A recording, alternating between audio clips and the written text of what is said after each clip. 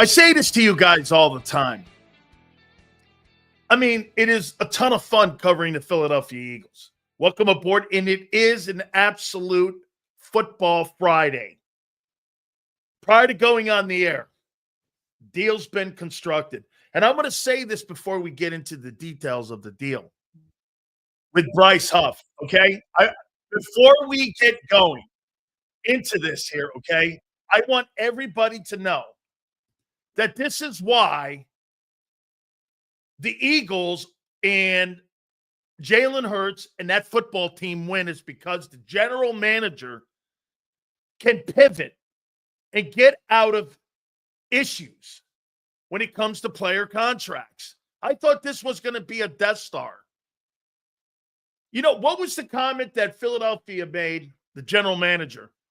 This story's yet to be told, and the story is that Bryce Huff has been dealt to the San Francisco 49ers. And let me get to the details here. And what makes this deal so incredible for the Philadelphia Eagles. And I'm going to get to so many other angles in this. So the Eagles, here's the specifics of the deal. They now send for a mid-round draft pick, Bryce Huff, to the San Francisco 49ers. And here are the sidebar details. The Eagles declined Bryce Huff's $15.58 fully guaranteed option bonus, which was turned into a base salary. Philadelphia then turned the $9.05 million base into a signing bonus, which allows San Francisco to take on the remaining $7.95 million. In total here, the Eagles save $7.95 million in cash and create north of $15 million in cap space this year. San Francisco will inherit then the final 2 years of Huff's deal, owing him $7.95 million in cash for this season. They got out of it. They absolutely got out of it. This is why Jeffrey Lurie, again, has empowered this guy and to no end make decisions for that football team. This is a spectacular move in getting out of this. Now, I'll go here with this. Okay? I will go here with this. I'm not even sure what that means. Okay? Sure, whatever. Thank you, Hop. Okay, thanks for the super chat. Oh, by the way, all supers go to the top. Please hit the like button. Yeah, that's over my head, dude. I have no idea what you're talking about. I have no idea what you're talking about. Now, let me say this to you. Now, look what Prince wants here. What did Prince say? Prince, you want the guy in Cincinnati, Trey Hendrickson, right? We need an edge, and we need edge depth that we lost with him. Khalid says, hey, Xander, I'm assuming that Kyle posted a super chat prior to the show. Only thing to top this day off is Roseman doing the hoochie coochie dance. That is a hoochie coochie dance. Okay? Happy Friday. Get him out of here. Howie season, baby. Brandon, it is. Your general manager is spectacular. Thank you guys for all the supers here. If you were defending Huff, take the day off. And most people will because he's an Eagle. Now he's not. So all Eagle fans will hate his ass. Guys, Prince, everyone, let me throw just a suggestion out. I'm not saying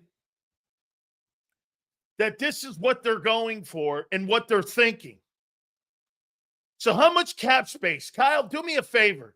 Give me the exact number that the Philadelphia Eagles, prior to this deal. Now, remember something too, folks. This deal can't be done until June 1. That's collective bargaining agreement. It can't be posted until June 1. Okay, so that has to play a factor. Both the player and the agent and the organization want to make this happen, so it's going to happen.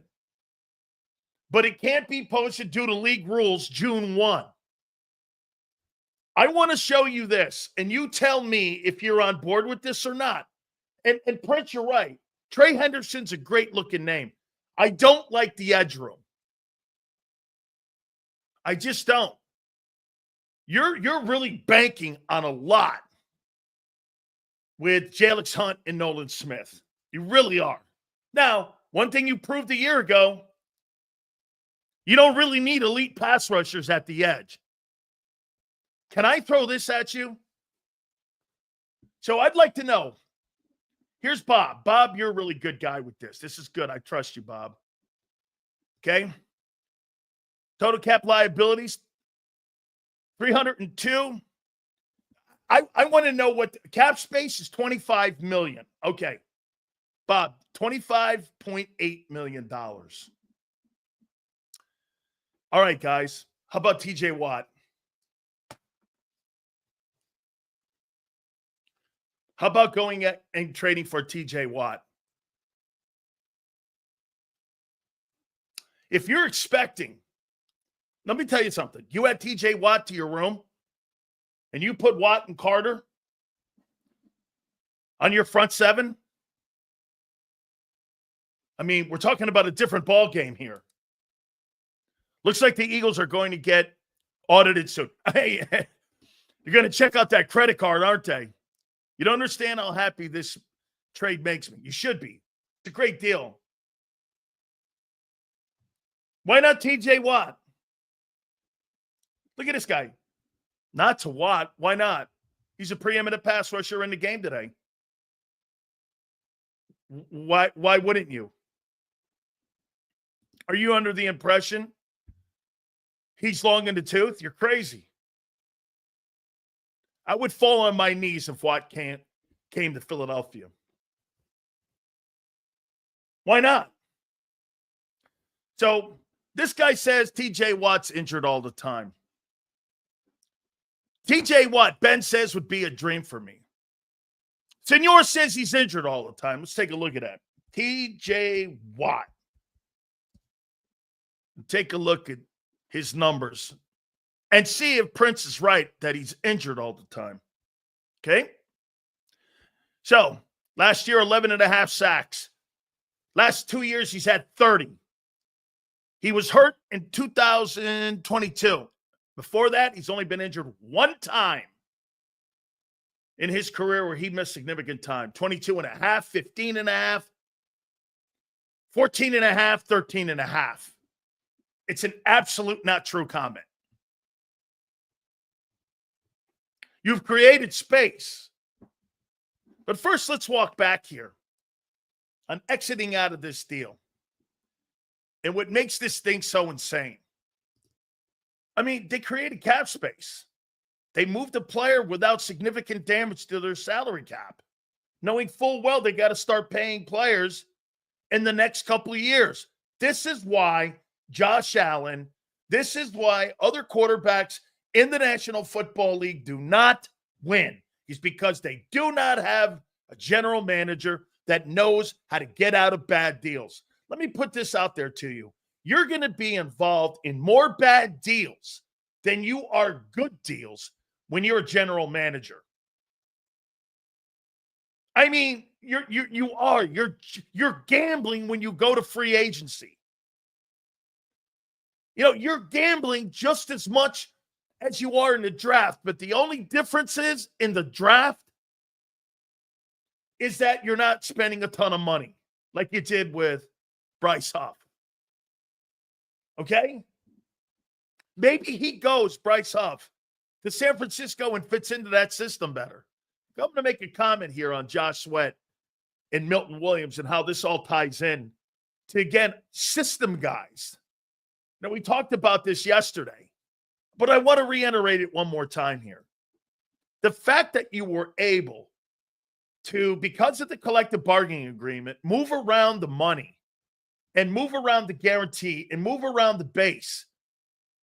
Again, they declined the option. I didn't realize that By the way, voidable years. Do you understand that's what we were talking about the other day? If you're not able to pick up that option, which is a voidable year, you can't cut this deal. Do you understand that? If you don't have that voidable year, you can't do this deal. It's impossible to do that deal. That's why what he does with those voidable years, it is totally something that Howie leans on. This deal is all the deal that they used just now to send Bryce Huff to San Francisco is all based on future years and how they were able to get out of this contract. It's fantastic. I mean, you're just chiming in. By the way, please hit the like button. So again, they declined Bryce Huff's 15.58. Now again, he's been dealt to the San Francisco 49ers for a mid-round draft choice. Yet to be determined. We'll find out more after June 1. By the way, guys, Super Chats go to the top. Please hit the like button here. Hey, John McMullen is going to join us at 4:30. Xander will join us at 3:30. We'll have our legendary friend on, Philly Godfather. That'll be at 5:30 Eastern time. So we look forward to having you guys where you fit in. We appreciate you coming aboard here. It's insane. Again, decline Bryce Huff's voidable guaranteed option bonus. And they converted it into $9 million at base. This is so good. This is his forte, more so than anything when it comes to personnel.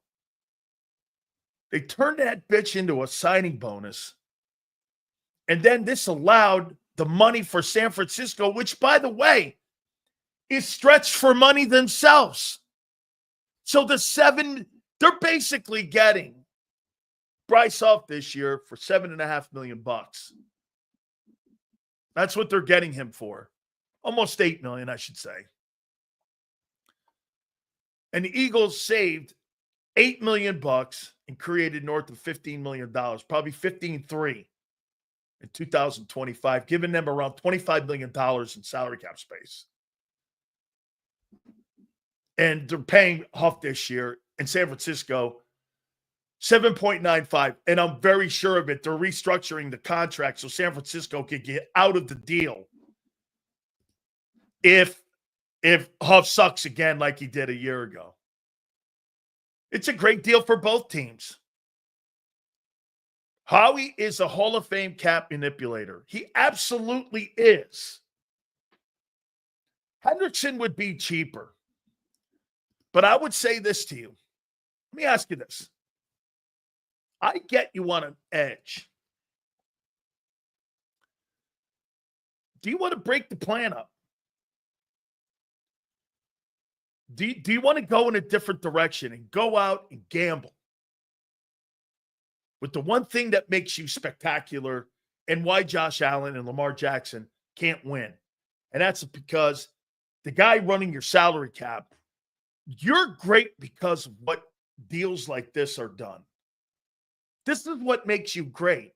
And now that you're hitting on draft picks, this is why you're ahead of everyone. This is why you're ahead. Howie's playing chess. Everyone that's dealing with salary cap is playing checkers. Seals Watt would be a huge asset, but the cost would be it'd be enormous. Unless you can plan on re-signing him, scheme fit might have Howie look at Khalil Mack, who's an older player, allowing the kids to play into form. Again, you're talking about developing, though. You are really banking on Jalix Hunt and Nolan Smith being players. I'm not there on that. Being every down. I mean, Jalix Hunt didn't play really and start being an impact until week 8. And that means you got to go each and every single day being the main dude. I don't know. We'll see if they can hold up. I know Nolan Smith. We'll find out if he can hold up. Does Howie need to add an end? Once again, this is an absolutely great move. It's a great move because you haven't. Think about what you're looking at now with this contract. You got out of a horrible deal. Really pretty much unscathed. You got out of this deal not taking too much. And it didn't cost you a year ago where, you know how many free agents that team signed? And if that guy doesn't hit, it's catastrophic. That guy was a non-factor. We all knew something was up. You know, I had a topic here today. Why is Bryce Huff on the team? What's the point? Little did I know they were working on a deal. And get this, the Eagles didn't think anything of him because they moved him into a organization that they've gone back and forth with over the last 5 years when it comes to playoff football, the San Francisco 49ers. They didn't care. They just were looking for a dance partner. I mean, goodbye. Goodbye in a great way. You know what I do love? I love that Bryce Huff is working with the Eagles to maneuver and manipulate his contract so that this thing can be conducive for him. He wanted out too. Do you understand that the player wanted out too? He did not want to be here any longer. And the Philadelphia Eagles accommodated him because they didn't want him either.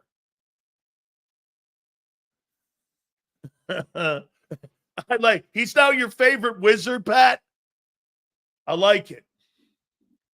Good stuff. Kyle, how about trading for Jair Alexander?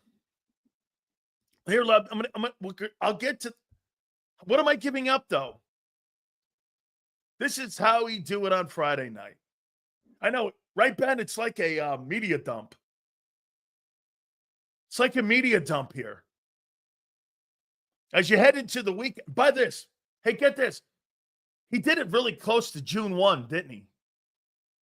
He knew he was doing this when he made that comment, Howie Roseman. Stories yet to be written. He knew he was doing this. How many people do you think Howie Roseman knew this on the parade route? We'll take a look and see if we missed it. Okay? I like this player.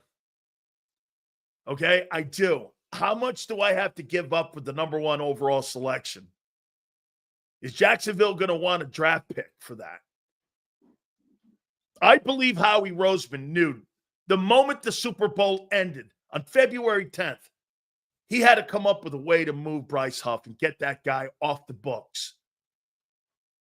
Okay? He knew that he was moving him. He just probably didn't know where and to who and how.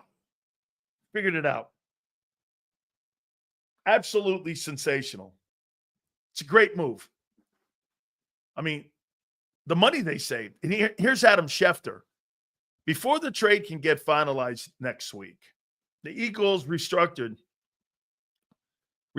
I should say, Bryce Huff's contract this week.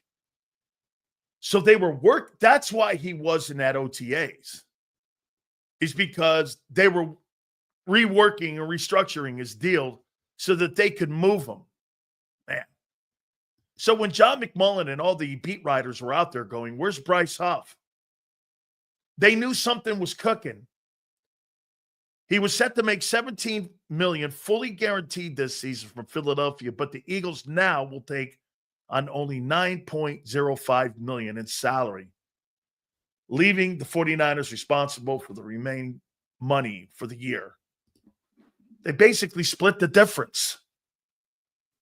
It's great. That's why you're sitting where you are. I want to make one point to you here. Let me take a look at something here. We'll continue to go back on this deal here because this is brilliant. Now, what's next will be the conversation. I want to show you something here. And deals like this absolutely play into a topic where I'm going here. Watch this here. Super Bowl champions.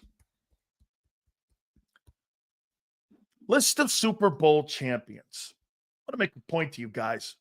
And again, a deal like this today accentuates where we're going with this take. Okay? So the first time the Patriots won the Super Bowl was 2004, right? Back to back. Went 03, 04. How many years did it take them to get back to one? 1, 2, 3, 4, 5, 6, 7, 8, 9, 10 years. 10 years.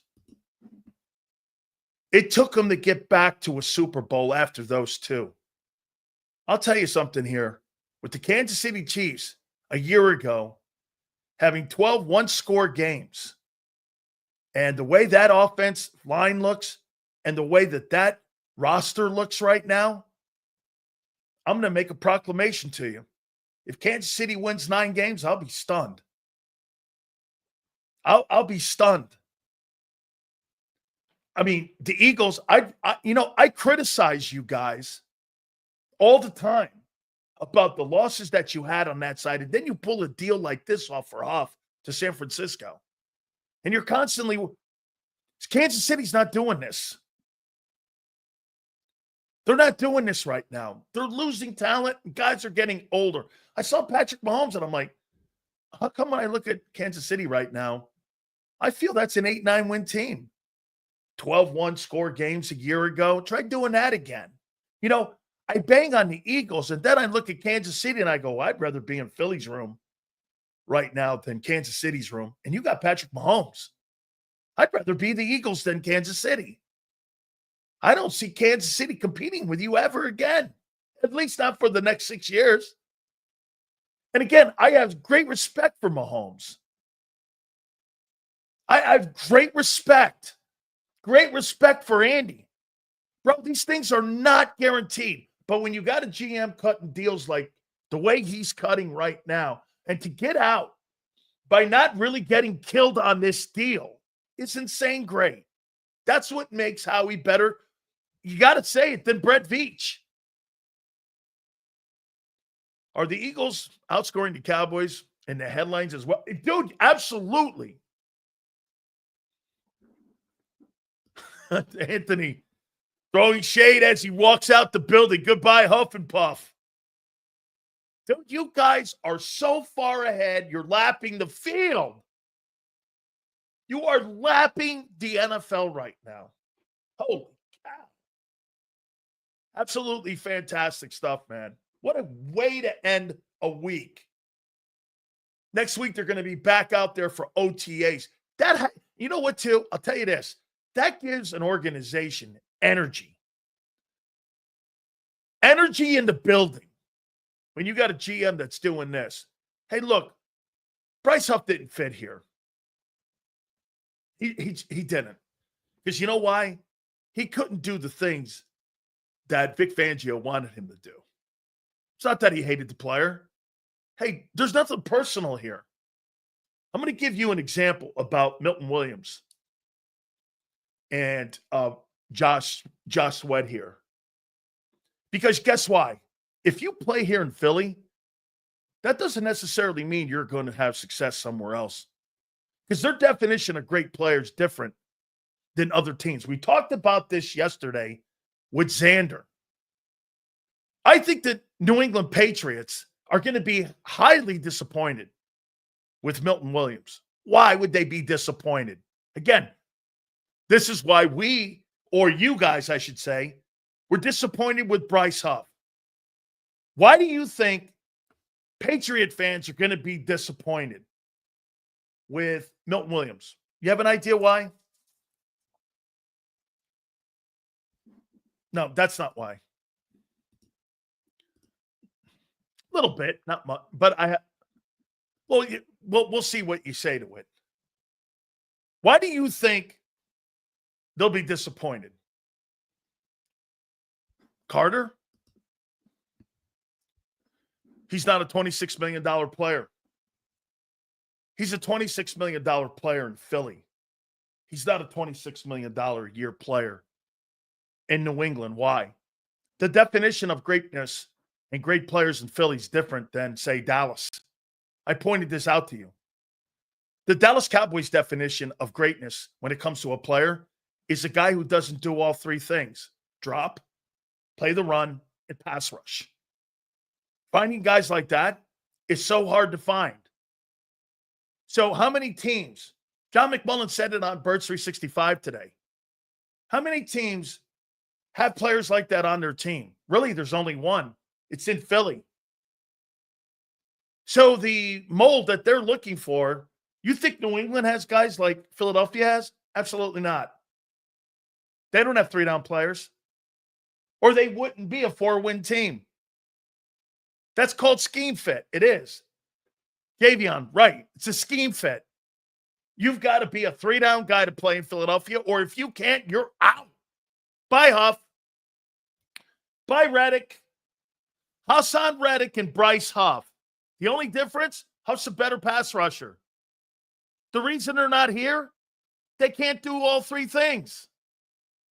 As great as you think Micah Parsons is, he couldn't play in Philly because he couldn't play for Vic Fangio. Vic Fangio's not looking for Micah Parsons. He's looking for versatile players that can play the run, can drop, and can pass rush. That's it. That's why every single player, it's clear now to me on how they see players. They have a mold or a DNA or a profile of what they think a great player is. The Cowboys, Patriots, Niners, other places have a different definition of it.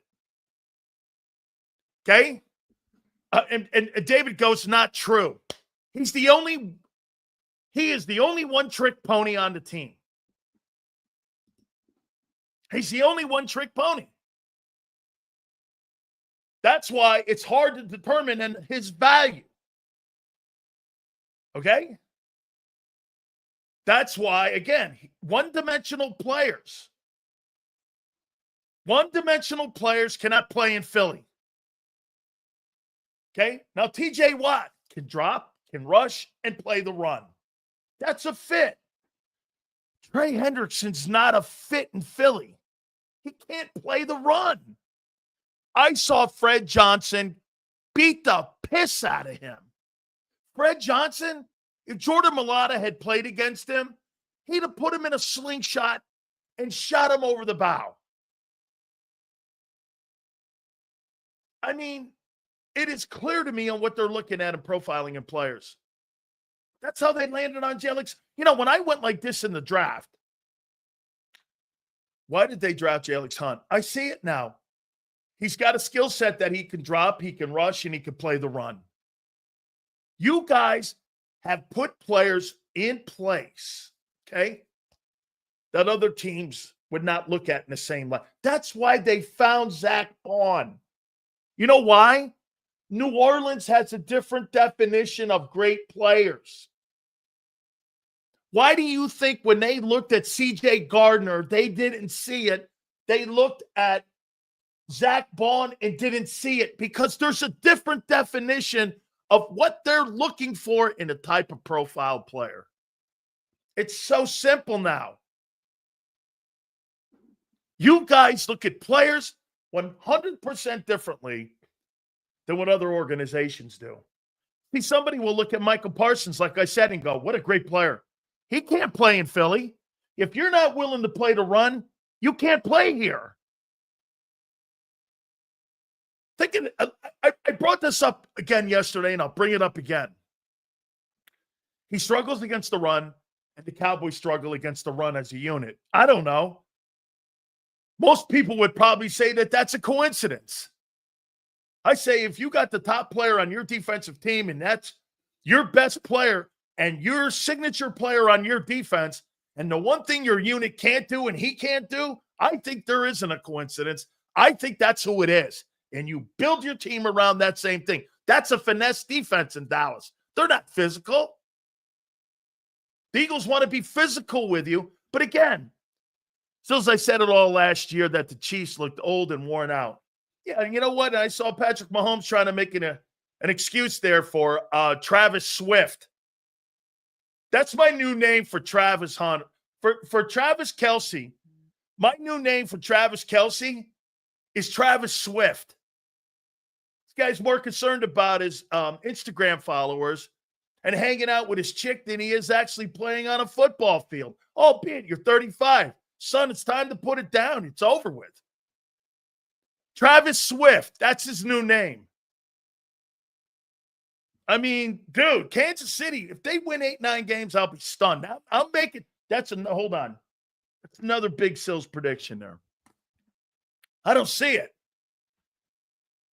I don't. Do you guys follow now where, again, here's where the Eagles failed. Okay? They believed that they thought that they could have him and he wouldn't be as atrocious versus the run as he was. I'll give Xander a lot of love here on this. Xander said it right out of the gate. Sills, don't you think he's a liability? He was a liability. And when they went to BG, the whole thing changed. And then as the younger players were watching Brandon Graham play, Bryce Huff could never play like that. He could never set the edge. So San Francisco has to know this. He's a one-dimensional pass rusher. But I'm okay. What's the number that they got that down to? I'm okay doing this. San Francisco, for this year, owes him $7.95 million. I'm okay paying that with a one-dimensional guy. I am not okay paying $17 million for a one-dimensional guy. Okay? I am not. So San Francisco was like, okay, I'll take that. Again, okay? He's a pass rusher. Wind him up and let him run into quarterbacks. Fine. If you think you have the front four guys to be able to be okay with that, then you could absorb that and you could stop the run. He's a good player. That's a fit. Not everybody fit. Hey, I can't tell you how many times I bring this up to you about players going to certain schemes, players going to certain organizations. Okay? I told you a story about Burke Roseman. He's a friend of mine. Played with the San Diego Chargers back in the day. First 2 years, he had 20 sacks. Scheme fit him perfect. New coaching staff rolls in with Bobby Ross. This dude's down to 4. He's down to 5. They put him in a different scheme, and he couldn't excel. Changed his entire technique, his ability. They built a defense around a guy whose skill set didn't fit what they were doing. It happens all the time. Now, look, do you bang on Howie for missing on Huff? No. Why? Well, here's why. Don't ever bang on guys taking swings. Let me put this out there to you. So Howie Roseman comes to the plate. He could go 0 for 6. That dude's not going to start bunting. He's not going to start taking walks. He's going to continue swinging because he knows and he believes in his process. I'll tell you this. If I am a general manager and I'm looking on how to build my team, I'm looking at that dude there. He swung and missed. But then you know what he could come back and say? I didn't swing and miss on Zach Bond. I didn't swing and miss on Saquon Barkley. Think of that. You got Barkley for $9 million in a $2,000 plus season and a Super Bowl. Shit, what a steal. What an absolute steal. You took a former first-round draft choice with the Jets, and what a steal. What was it, 1.5? For Becton to play right guard? Okay, another grand slam. You re-signed Gardner Johnson at 6 picks. He was second or third in turnovers. Grand slam re-sign. And then there's Bryce Huff. All right, shit, so what? I say so what? And you had younger players that you drafted. You had a rookie in Jalix Hunt step in and play. And he showed up. How many times did you look up after week 8 and you go, hey, is that Jalix Hunt showing up? Then you had Nolan Smith showing up. Again, can they do it on a consistent basis? Let me show you something here again. You guys think that Jalix Hunt and Nolan Smith are going to duplicate what they did a year ago. Until we see it, it's wishful thinking and you're hoping. You've got a ton of players on your team that are one-hit wonders that you've signed as free agents. They're all one-hit wonders, including Bryce Huff. He was a one-hit wonder.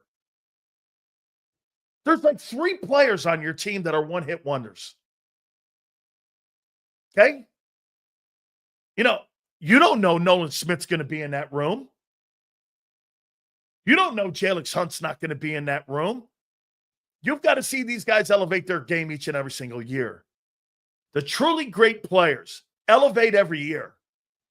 And I will never call a great player, even though I'm in love with Cooper DeJean, and I think the guy looks like a superstar ball player, until I see 3 years back to back to back. That's one of my biggest problems with Jalen Hurts. I saw 4 different Hurtses. I don't know what I'm looking at. I guess what I'm supposed to start doing is that he's a chameleon, and that's a good thing because the results are winning. So I've got to adjust the way I see things. What show am I watching? Dan's giving Howie props. I'm going to say it again to people. I don't cover sports and I don't cover teams like your honk boys do. When I see somebody doing something great, they get props. When I don't like what they're doing, they get shit on. End of story. My grandfather used to have a line. There's no gray area. There's no bell curve in the NFL. I mean, this is not this is not like politics where you get the latitude and the benefit of the doubt. There's no benefit of the doubt in the NFL. Okay? Get this. So this guy sits here, gives me shit all day for taking a shit on the Eagles, and now he's telling me I'm on Eagle crack. Which is it, guy? Are you flip-flopping? Truly not understanding where you're going here. One day you're calling me an asshole. Now you're telling me I'm on Eagle crack. Okay. Yeah. Got it. I mean, has Eagle organization changed your philosophy? It has. Because they're not concerned about winning back-to-back. You know what they're concerned about? They're concerned about in 5-year span, they want to win 2 or 3 Super Bowls. And if it just so happens that the other teams in the league don't catch them, maybe they will fall into a back-to-back. There's only been 9 times that's ever happened. Okay? That's only 9 times that's happened. Not a shocker.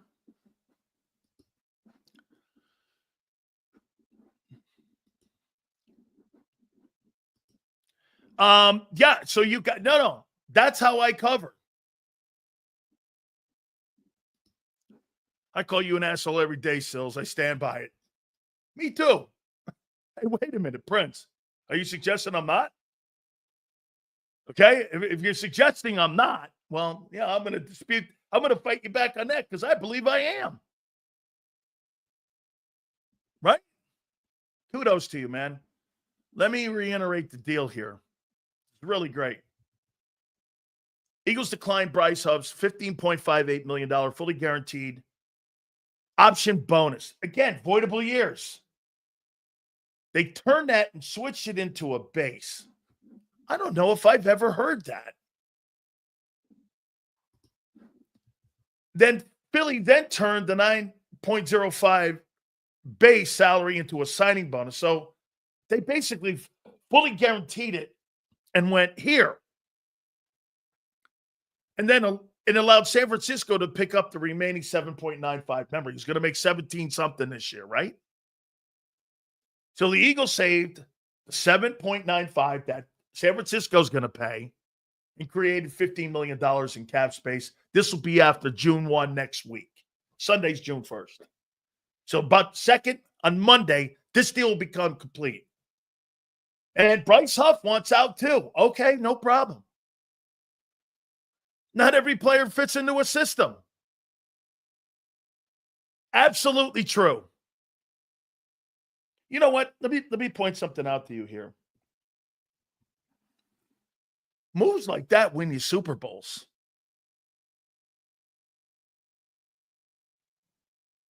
Moves like that win you 14 games. Okay? Hey, by the way, fuck Bryce Huff. Who cares? The money mattered, not the stiff. I don't care about the player. The player, get this. He is probably the most useless player that was on the roster a year ago. Who cares? You didn't need him. Dude, you guys are talking shit on Bryce Huff here on May 30th. We were talking shit on Bryce Huff October 1. I mean, now all of a sudden we're going to start dumping up. Dude, me was the money. John said it this morning. Nobody's going to trade for that contract. Oh, yes, they are. If you had three willing people, the player and his agent, the Eagles, and the Niners, they were willing to do this. Okay? So they traded him. And now Howie gets a draft pick, another draft pick. Mid-round, what are we talking, fourth? A potential fourth-round pick for a free agent. Remember, he was a free agent. That wasn't a trade. You traded Reddick for the third. So what you got basically in return from the Jets, you got a third and a fourth-round pick. And one guy wasn't drafted. He was released, basically, by the Jets. You got 2 for 1. And you could package those fourth-round deals up to move up into the third and second rounds. It's just great. Sil's explaining something to me. Why do teams take cap hits in trades when the other team takes on players' contract? You missed my super chat. I'm sorry, brother. We love you. We appreciate that. Because they're not very good managers of the salary cap. Dude, what your guy is he is the best at dealing with this cap of anybody I've ever seen. I thought Bruce Allen was a good capologist. This fucking guy blows the doorknobs off everybody. Everybody. Dude, the reason you're able to keep dudes on your team is because of moves just like that. There is no question that the evaluating of the pick, getting the draft guys right, and then turning around and saving the money that you save. Dude, do you understand now the salary? You got 25 to $28 million in cap space? Shit, man. If you're Jalen Carter, you're doing this. Thank you.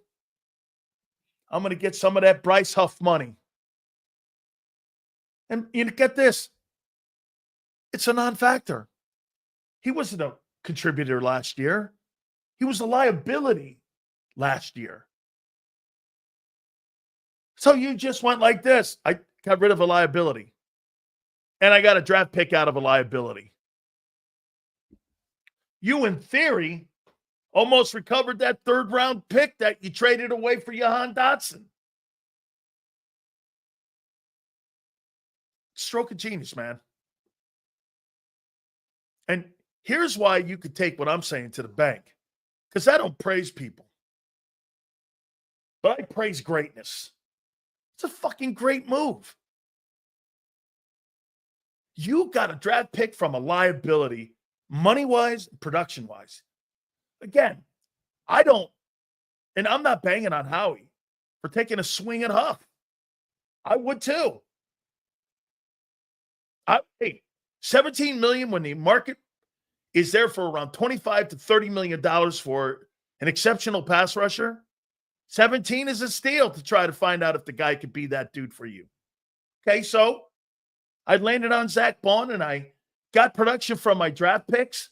Nolan Smith stepped in. He played well. Fuck it, I don't care. And I got a 4th-round pick out of it. So the only thing we're talking about is me being able to maneuver the money around a little bit and me getting it done. Fantastic. This is why you're Super Bowl champions. Right here. I don't know what your 2025 season is going to look like. I just know this. You are set up. You know when they say Super Bowl window? Right there is why you have a Super Bowl window.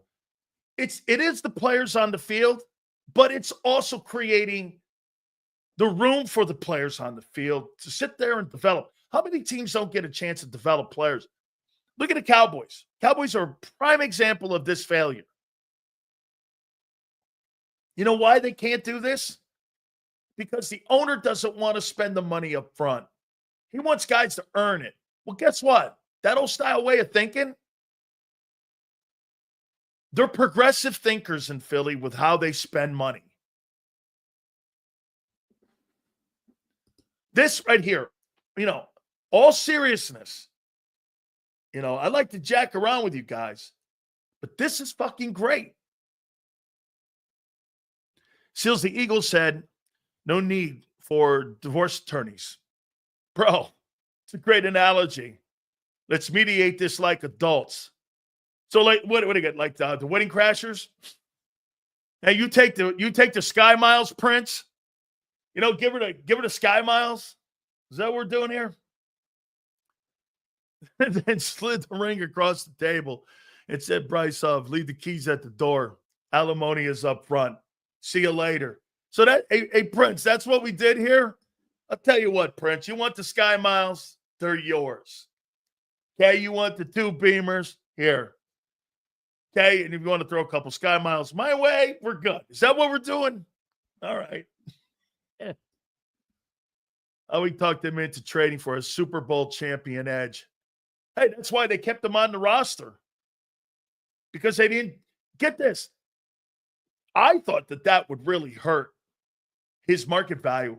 Deactivating him. And I disagree with John big time here. I don't know about the latter. I heard that this morning. But I don't know about you. But if I was a player and somebody told me not to fucking show up to the Super Bowl and then the OTAs and minicamp, I would think my days were numbered. My agent would be on the phone going, hey, so don't show up to minicamp. Don't show up to OTAs. And by the way, do whatever. You know what you can do? Go sit in the stands. Don't even sit in the box for the Super Bowl. I don't know about you. But for me, I'd be like, shit. They'd rather have Jalen Hunt than me active. Okay, well, I'm out. It's not a chance in hell they would. He was never going to play. I'm seriously. When Howie probably knowing him, the way he moves, when he got hit with that beer bottle in the head, it probably was an epiphany. Oh, yeah, wait a minute. Hang on here. I could take the 15.58 fully guaranteed option, turn that bitch into a base salary. Hang on. Wait a minute. I'm starting to come to. Please don't let me not come through. Then I could take that 9.05 and turn that into a signing bonus.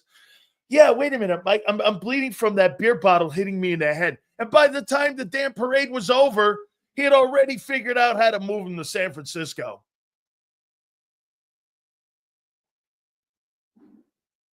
What a day. Hey, you may not have made a lot of moves in the offseason to bring superstar talent type players in. You know what you did do? You figured out how to move around and not as catastrophic when it comes to getting rid of players, re-signing, restructuring. You know what the Eagles did? They were like an aircraft carrier that was out to sea, that was out there and has won just so many battles, and they were instrumental in winning the war. But they took on shrapnel. They came back from the war. They parked it in Norfolk. They started doing repairs on it, rough seas and shit. Lost some men. Aircraft carrier is ready to fucking go out to sea again and do battle. Still afloat. Like the Carl Vincent. That's what I'm talking about. I mean, this shit's up. I would have to think that Elon Musk would have to be happy with this with Doge. This is like Doge. Well, if I take it from USID or AID, whatever, and I take it from the Justice Department, and I take it from HUD, and I take it from Board of Education here, I'll be able to save some money here. Okay, I don't know. It sounds like something that Elon Musk is doing. Crazy because losing Huff made us better. Absolutely. Kicking that guy to the curb made you better. Because get this. Azeez Ojulari, let's find out if you can fucking play. Let's give more reps in camp. That's what they did. They did. Remember I said this the other day? Why in the world would I give Bryce Huff reps when I know he can't do the job? It just makes no sense. Why would I give him reps? Seals, you got any info on June 1 casualties? I'll know Saturday, so keep an eye on my Twitter or my X account. I'll do that on Saturday. Let me put this into. Let me rank your moves. The best move Howie's made this offseason has been what? The giving Barkley more money. That's not great. I don't care. He was going to be here anyway. That's a cool thing. The signing of Zach Bond is probably number one.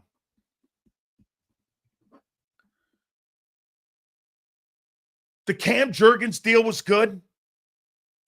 This was better. The deal to move Huff to San Francisco is better. Cam was going to be here. This is the second best move he's made. It's a championship move. This is not a little thing. No, Lane Johnson extension is not better than this. He was going to be here. You're just talking about moving money around for Lane and for Cam and that, and giving money to Barkley. Re-signing Bond in this move. These are really great moves. Okay? Look at Prince here. We're sitting at $25 million in cap space. This is going to free up $15 million. This is crazy.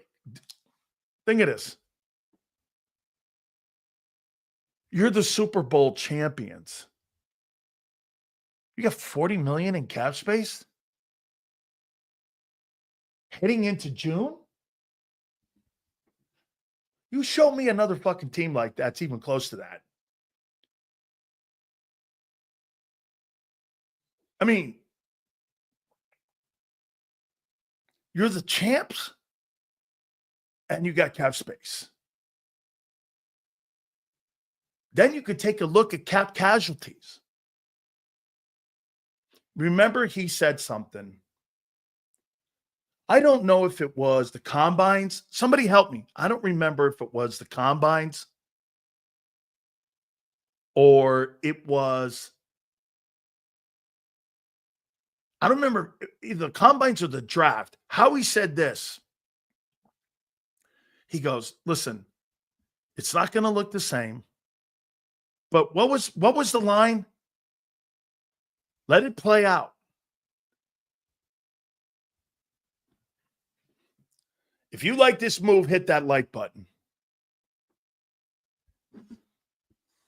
Here, let me hit it.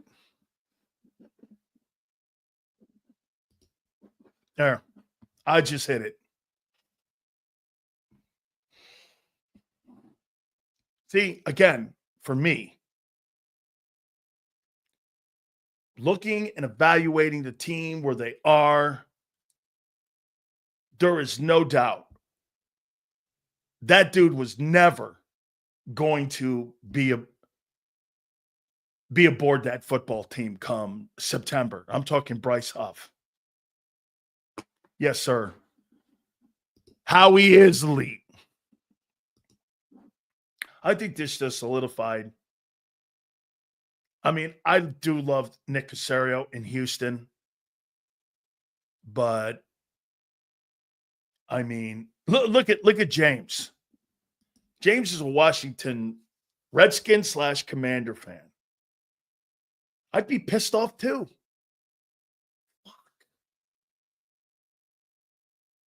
Fuck. If I'm the Cowboys, the Giants, think about the Giants and Joe Schoen and Jerry Jones and Adam Peters in Washington. Think about those three dudes. You're watching this guy get out of shit unscathed. Dallas can't get out of shit. They can't get out of their own way. Look at New York. They can't draft. They can't sign. Their draft. What's Malik Neighbors doing on your football team in New York? Ask yourself this. Why in the world? Pissed off? I'll tell you why, James. Because how are you supposed to get ahead of a football team that's constantly ahead of you, even when they lose great players? They're clearing $40 million. Like I said, if I'm Jalen Carter and I show up to NovaCare next week, man, am I smiling my ass off. That's my money. That's my money. Hey, maybe that's some of Reed Blankenship's money. Maybe Dallas Goedert money.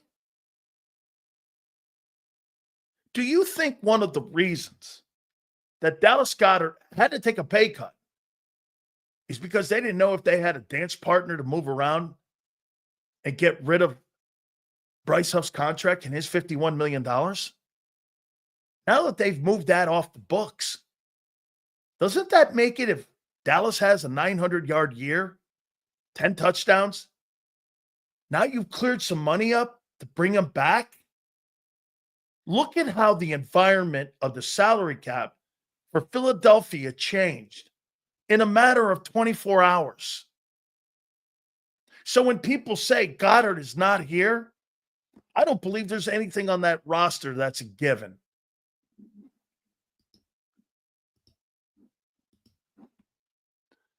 Ask Clint what he thought of Huff, please. I wonder. No, I'll tell you exactly what the edge rushing coach and what Clint Hurt thought of him. He was a one-dimensional football player who struggled to drop in coverage. Do you know how many times that they would say that he was on the field? And here's the most important thing. He couldn't set the edge. Offensive linemen would be able to reach him on his left side, and they would get around the corner on him. Or if they put a tight end over there, they would destroy him down into the pile and create lanes of running. Okay? I mean, that's a championship move. Wait, the Philadelphia Eagles are beating every team in headlines, wins. They got to be one of the best teams to cover I've ever seen. Man, I thought covering the Eagles was going to, because I never really looked at you guys and went, fuck, man, that team's really good. I mean, it's the GM, though. It's the swagger coach. I heard that. Swagger. How come when I hear that, I laugh?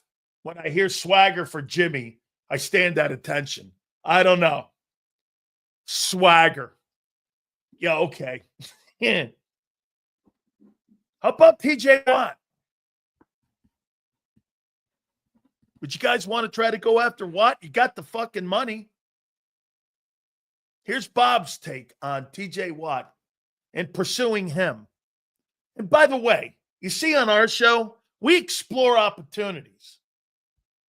We don't sit here and shut shit down. We explore conversation and topics. TJ Watt deal, making that trade, which will cost us bit. But if Howie elects not to re-sign him, the deal he signs elsewhere should yield a valuable pick when it comes to a compensation pick.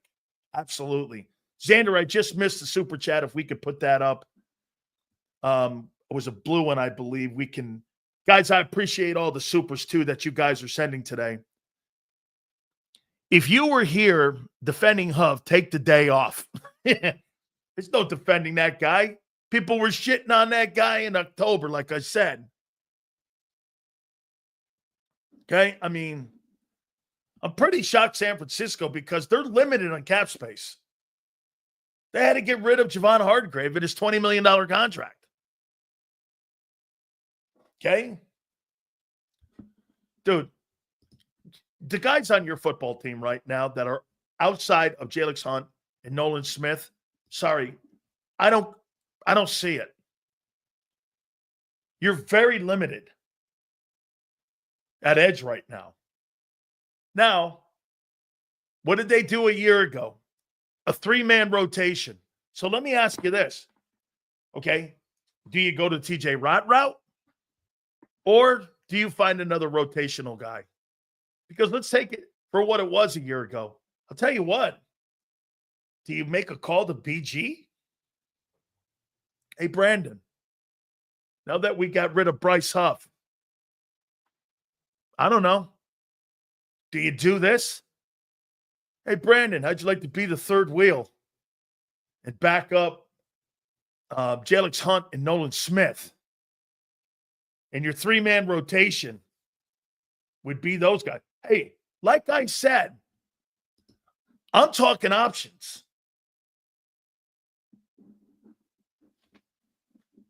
Okay? So Leon and others would say they'd rather have Azeez Ojulari than Brandon Graham as your third wheel. Is that right? Not me. That guy's had numerous opportunities to be a star. All the guys you signed are one-hit wonders and one-dimensional ball players.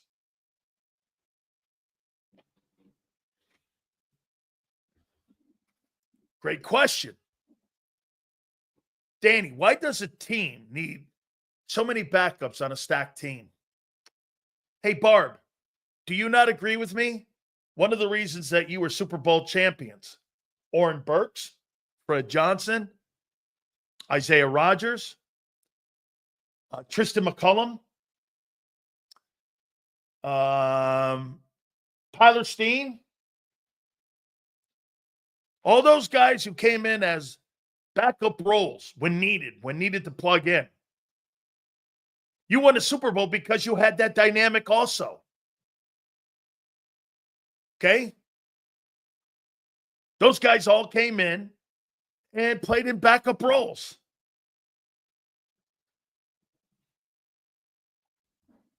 Dakota. Bryce Huff was gone a year ago.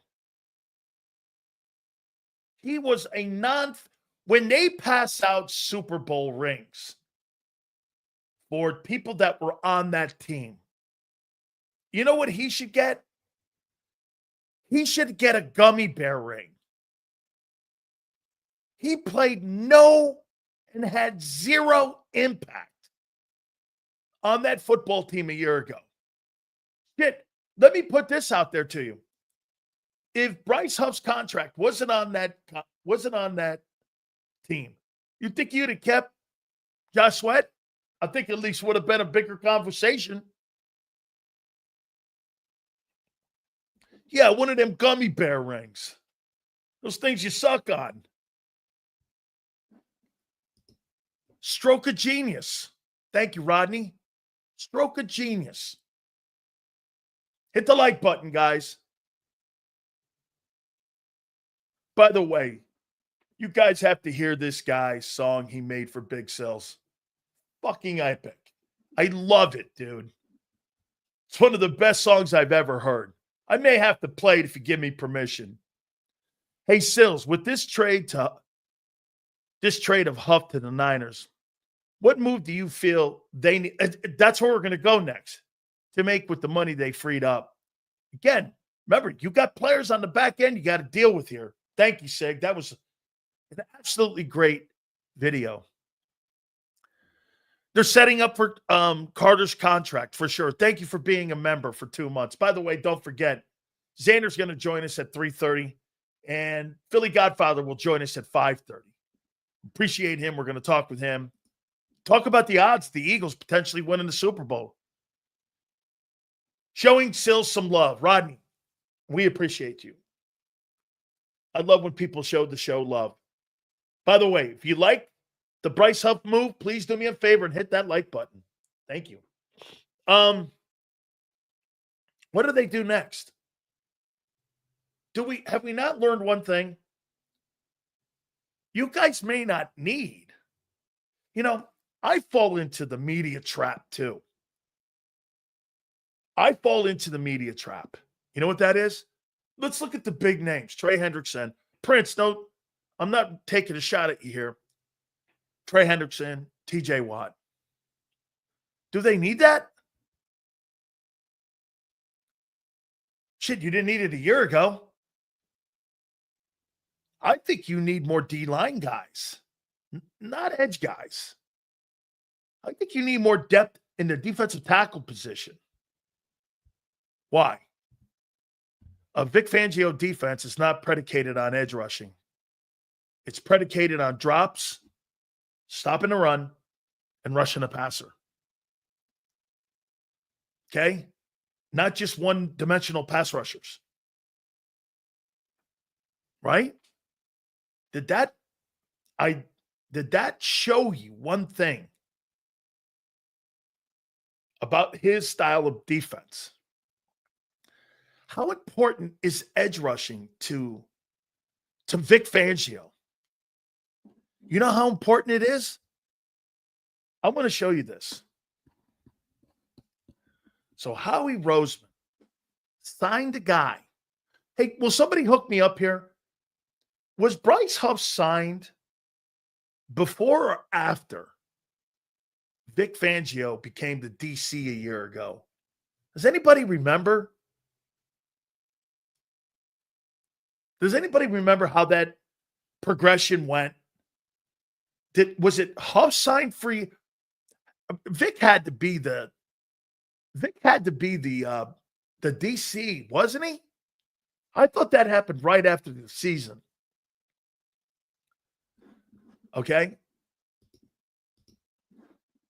So get Simmons, Matt Judon, and trade for Pitts. Mikey, that's good thinking there, man. They may just actually do that. I think signing Uche and Aziz when Nessie moves to challenge Hunt and Sweat. Okay.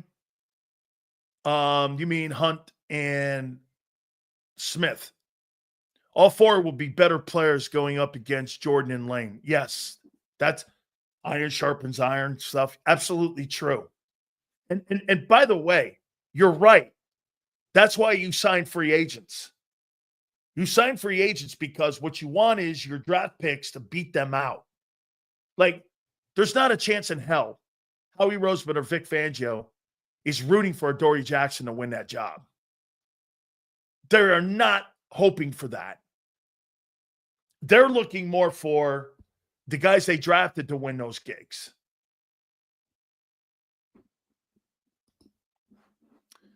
before Vic. Wow. So, okay. So you signed Huff before Vic. Look at what Vic did. That was so anti-Howie. You want to know another place Howie grew? How many times, look at what Vic Fangio did. And look what Howie did. Two things that were totally opposite of one another. And Howie must have said he's cool with it. What were the big dynamics last year? You guys remember? It was this. Well, I'm not playing James Bradbury. Guy sucks. I'm not playing. Howie goes like this. Well, I'm going to keep him on the team. Wasn't he active? Vic goes on, I'm not playing him. Imagine the balls that takes for a D coordinator. What was that, $12 million? You had $29 million sitting on the bench. And Vic said, fuck that. I'm not playing them guys. Fuck that. I'm $30 million in dudes. Okay? $30 million. I asked the question, douchebag. I mean, you know, he just went like this. Fuck that. I'm not. Okay. There you go. Thank you, Abe. Appreciate it. Okay.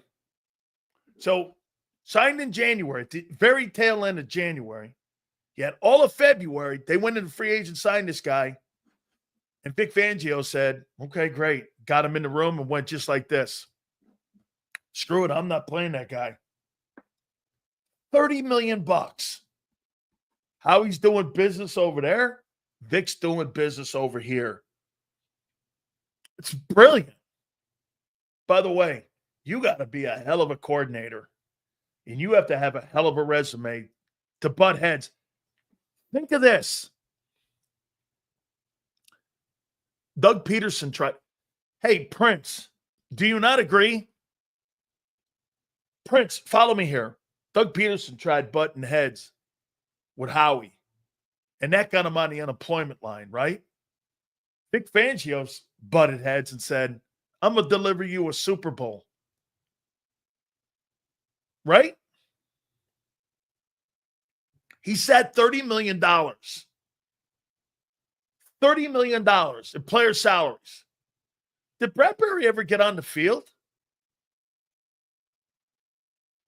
Huff had like 2.5 sacks. $30 million. He goes, I'm not playing them guys. I'm not playing them. Bradbury, get this. Bradbury never played it down. Look at this.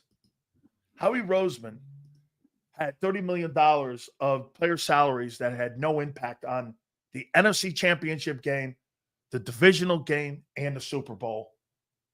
No room anywhere on the roster. And you won it and you dominated. Then you got up from under those deals.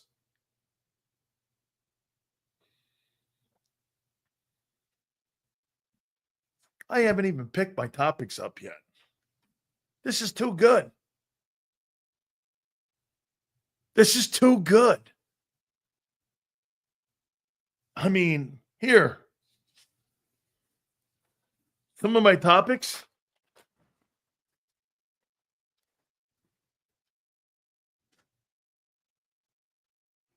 This is too good.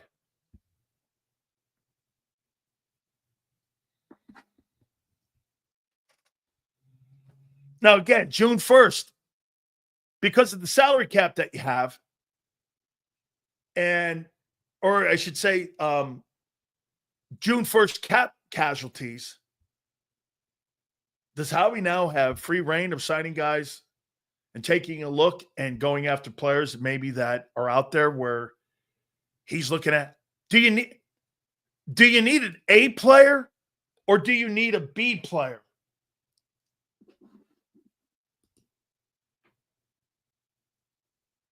Okay?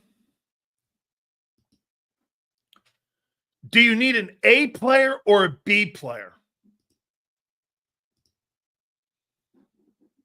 What do you think? Big Joe Krause must love this. Mad in his ship. By the way, real quick, since Joe is running the ship, I want to tell everybody, got some nice pub about the show down in Tampa. This is my main gig. Okay? Just want you guys to know that. This is my fucking main gig. That show, great, wonderful, happy. But not as happy as this. So just don't ever think that. Okay? That's not where my career's not going anywhere on radio, really. My career's going here. I know that. Okay? You guys show up and you're loyal every single day to me. I am a loyal human. I've been married to my wife for almost 40 years. I'm loyal to my football program, and I'm loyal to everything I do. I value you guys coming here. Okay? Hey, that's okay. It's all right. John disagrees with the way I do broadcasting. That's what makes JAKIB great. It's not a rip. That's fine. I don't have one problem with that. Hey, Eagles don't like me. I don't blame them. One bit. Matter of fact, I enjoy listening to them. Okay? Very few people know me. They know of me, or they think they do. It's okay. I understand. I've been in this business too long. With too many good things and too many bad things. But that's why people watch and listen. Not upset. Not a problem. I wouldn't come on this show either. Okay, if I was covering a team. Sig, thanks for the song. It's appropriate. Sills, let's take that 40 million and turn it into 2, 8 to 10. That's a great take. That's a great take.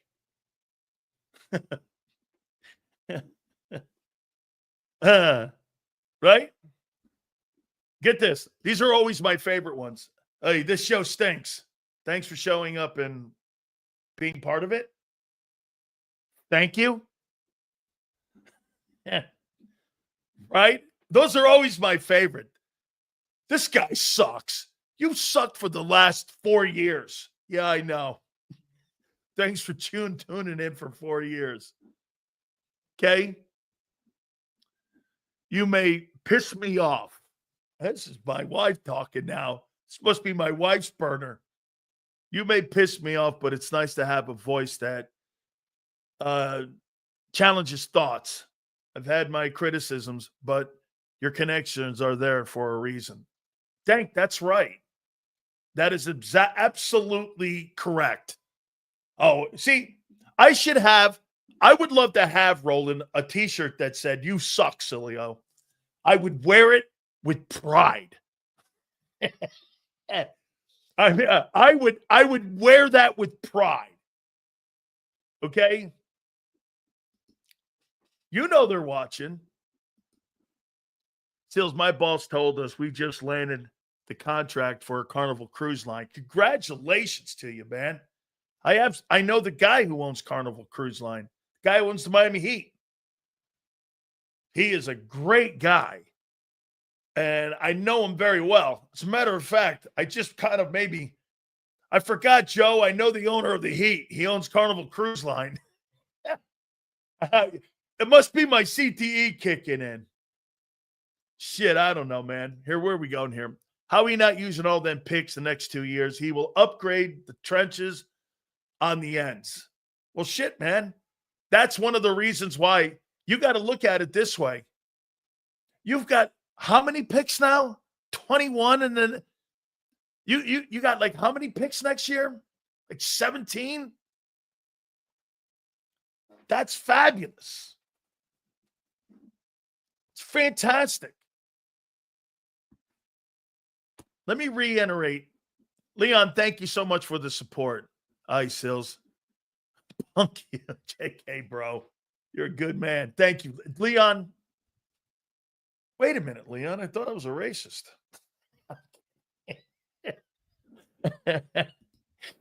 Oh, man. You know, people say all kinds of shit, Leon. Big Sills is still standing, though.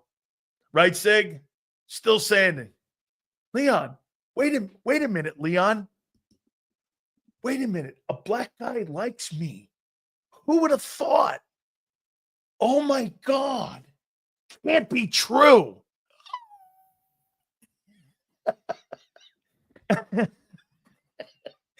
Wait a minute. You mean somebody other that was he? I'm not white anyway. I'm Italian, so hey, whatever, you know.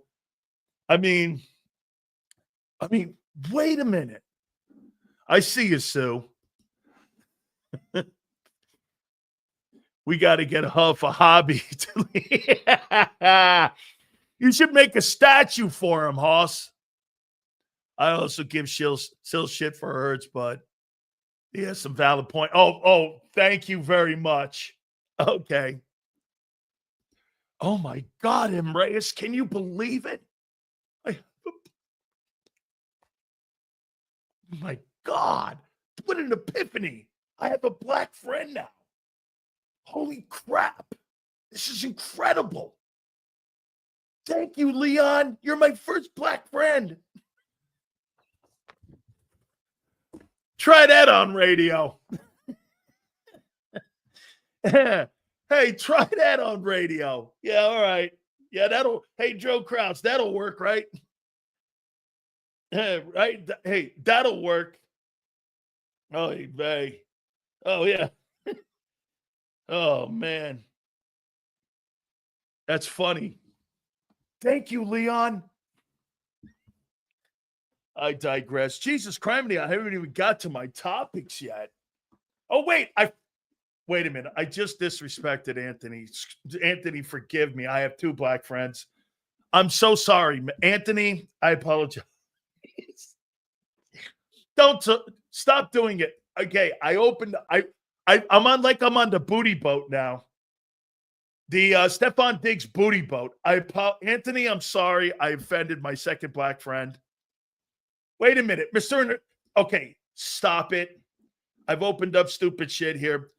Wait a minute, Prince, I thought you were Puerto Rican. Someone said Sills is using you guys should be happy today. Okay, you guys should be happy today, right? Sills always invited. Good guy. Bro, that's awesome. I swear to you guys, I'd have a beer and some brats and some wings and shit with you guys any day. I really would. Anybody that comes here every day to hear my bullshit, I am so happy. Oh my God. He had me fooled. I know, Barb. I don't know. I'm very limited in all my black friends because, the majority of the folks that come on here are white. That's not true. No. Okay, stop. Oh, yeah, it's a great day in Eagle Land. It absolutely is. Senorita Sills. I got his Coronas with limes ready. Hey, dude. Good for you. You know it, huh? I like that. I graduated from Coochie University. Sills invited. Dude, thank you, Gabe. That's dope, dog. That's dope. Sills, what do you think about Huff going to the 99ers, the 99ers? I think it's a fantastic deal for the Eagles. Let San Francisco try to figure him out. Okay? Let them figure Bryce Huff out. Let them figure him out. I don't think he can. I think that's a bad move. Watch him at 15 sacks. Okay? Sills ain't new to this. He's true to this. Thank you, VJ. Thank you. Are you my fourth black friend? That's why we'll stay here. I told you, one of the reasons why Charles Barkley never leaves TNT, well, now he's got to do stuff with ESPN, is why. Because TNT protected him. Okay? Seriously, look at the topics that I had. And my top one was this one. Why is Bryce Huff on the team? And I actually wrote it down. Look, they're going to cut him June 1st. Well, I wasn't really that wrong. They traded him. And it'll be on June 1st, right there. Look. Not that you guys could read my chicken scratches. I mean, I'm like, why is Bryce Huff on the team? And I said, see that in the right-hand side? It says cut June 1st. I thought they were going to cut him. I was going to come on the program today. And I was going to say they were going to cut him. Okay? Dr. Handwriting, I'm going to use that. Okay? Seals, I got Seals joke now. Oh, man. Seals, those teachers must have felt bad for you. No, see, I went to Catholic school. They paddled my ass. They never felt sorry for me. Okay, remember something. I went to a school that beat the shit out of you. Okay? And they were nuns. You know, I mean, like, you ever see the Blues Brothers and that nun throws those guys down the steps? That's the kind of nuns I had. Just a Marjorie Fish. I told you, she was a bruiser. I mean, she come out, she looked like she was as big as Jordan Davis. Sister Marjorie Fish looked like Jordan Davis. Dan Sileo, come to the principal, Sister Judith O'Connor's office.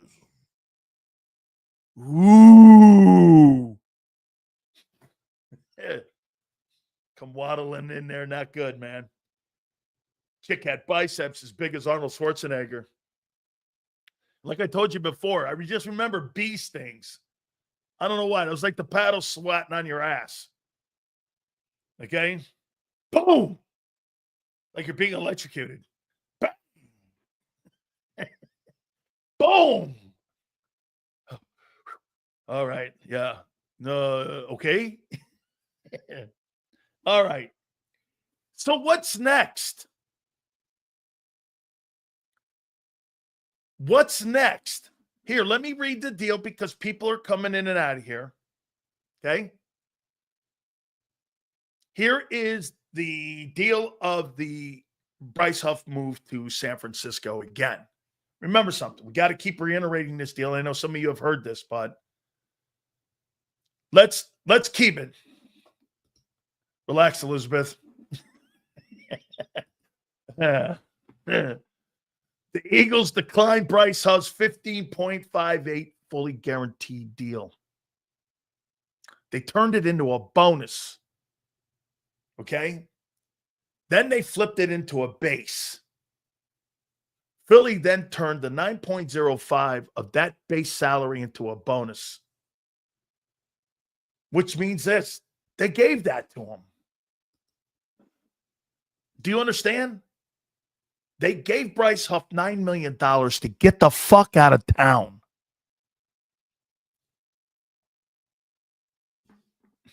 Hey, you suck so bad. Here's $9 million. They weren't worried about the 9. They were worried about the next 2 years of 30. They looked at it like this. Well, all right, you know, that's $34 million or $38 million we owe the guy versus $9 million. What are we going to do? Give him the 9, get him out of here, and the roster spot. They told that guy, here's $9 million to get the hell out of town. Howie wants multiple Super Bowls, not back-to-back. Dude, back-to-back is a pipe dream. Multiple is a reality. Okay? Would Howie rather have back-to-back Super Bowls or have 5? I'll take the 5. Okay? Oh, and by the way, oh, yeah, Senor hit it on the head. Think of this for a second. Hey, yeah, congratulations. Bryce Huff took a pay cut going to California.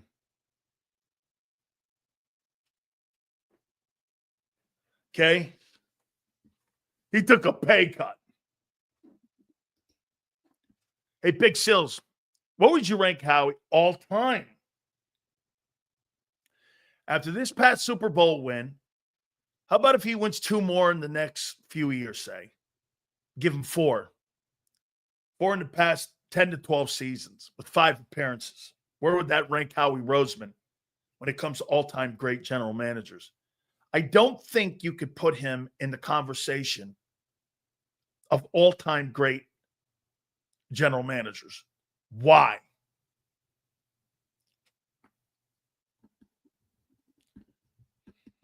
Why couldn't you?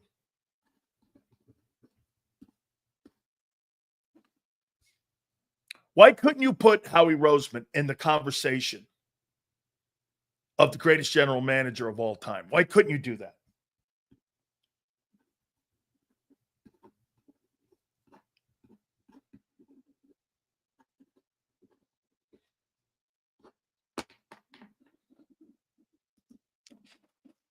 He'll never be in that conversation. Brian says, why not? Super Bowls. Okay, Bob, I'm gonna tell you why he can't be in that conversation. Trayvon Walker, the kid down in Jacksonville, he's a good player. He's a number 1 overall pick. How much do you want to give up for that? Didn't accomplish enough. I don't think that. Okay. Why can't you put him? There you go, Gabe. Bobby Beathard and George Young, the former Giant, and John McVay, Carmen Policy, those guys, Paul Brown, they never had to deal with salary cap. They weren't businessmen. They were football men. Howie's a football man and a businessman. He handles cap, draft. When you were a general manager like Bobby Beathard, the guy who built the Miami Dolphins back in the day, they had one job: get me great talent. So the definition of general manager has changed. You understand? The definition's changed. They had one job. Let me go find all the talent I can, not have to worry about salaries. Hell, I don't even cut salaries. We have another guy that cuts salaries. They didn't worry about that shit. Howie's got multiple jobs now. Actually, he's got 3 jobs. He deals with the analytics department. He deals with the personnel department. And he deals with the cap department. Those are 3 different jobs. 3 different jobs. Probably more. Deals with cap issues. And also, remember, back in the day, if you signed a guy, let's say, who was your general manager back in the Joe Banner prior to cap? You wanted to sign a guy to a 3-year contract? You didn't have to worry about any kind of cap casualty or anything. You signed that guy like he was cattle in a barn. That guy was going to be there whether you wanted him. Maybe you didn't want him. And if you didn't want him, you cut his ass and blow him out with no ramifications on how you manipulate the cap.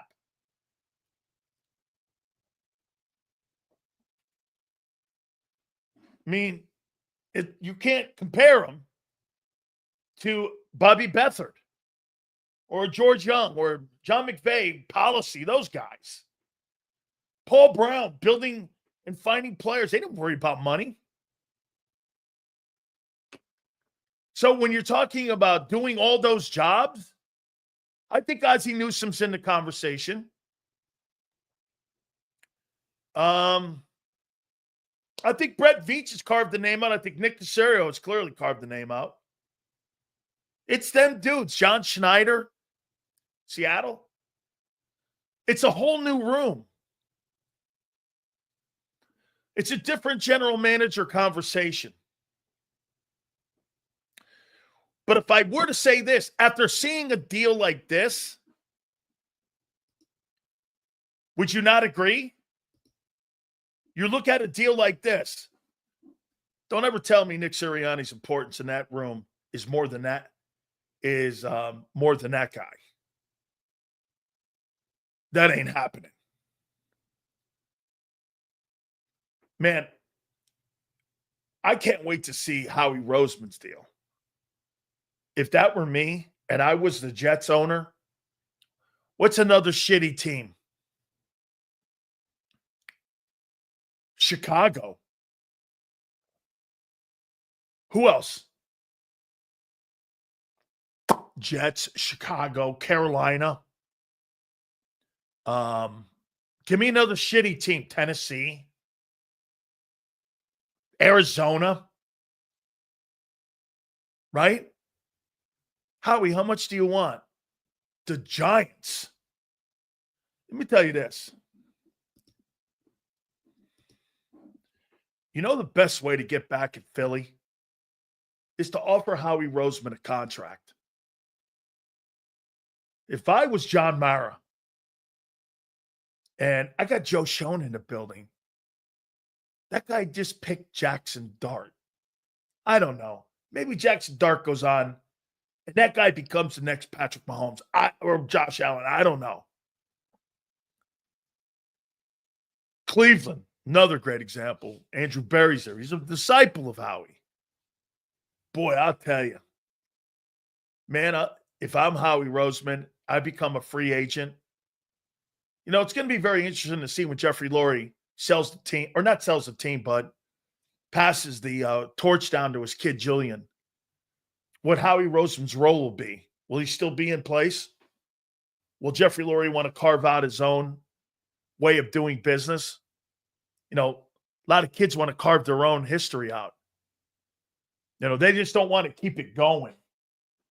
You know, not mess it up. Unfortunately, I'm a big believer. If it ain't broke, don't fix it. Well, how many people believe Howie, or how about this? Howie isn't leaving Philly? Dude, if somebody came to you and offered you a piece of a team and $20 million a year, you fucking are you crazy? Of course he's leaving. Of course he would leave. Here's a percentage point of an NFL team at 20 per year guaranteed for the next 5. It's $100 million. Why in the world would you not leave and take that? What are you, dumb? Oh, you stay in Philly for 9. Stupid. By then, he probably will have 3 or 4 Super Bowls. His resume's already intact. It isn't about the money. Anytime you see a fool like this, he's broke. It isn't about the money. It's always about the money. It isn't about the money. Yeah, tell your bosses that. And it's not about the money. It's about the love of the game. Yeah, okay. Who are you talking to? Somebody that's stupid? The Bryce Huff deal was all about money. See, a guy like that says, it's not about the money, RC3. The Bryce Huff deal was all about the money.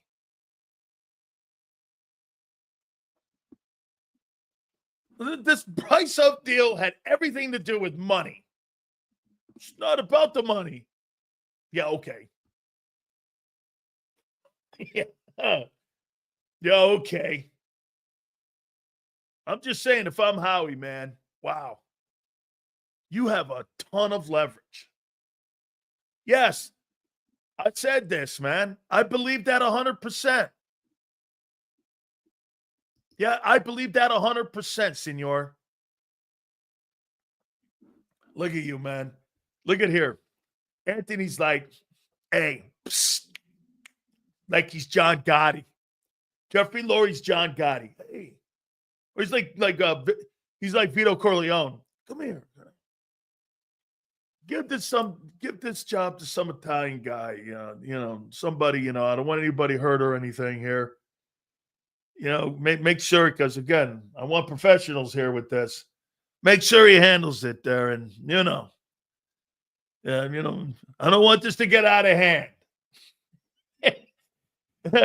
Anthony's like, Jeffrey Lurie's like, he's like Vito Corleone. Hey, come here. Do you have faith in me? Sit down. Michael's running the family now.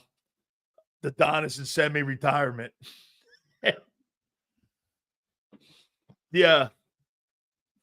And here's a couple little extra. What do you think he's paying him under the table? What?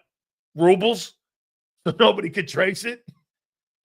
The NFL, hey, Anthony, the NFL right now is looking for anything to bang anything over the head of the Eagles. And Anthony's like, hey, pay him in rubles or yens.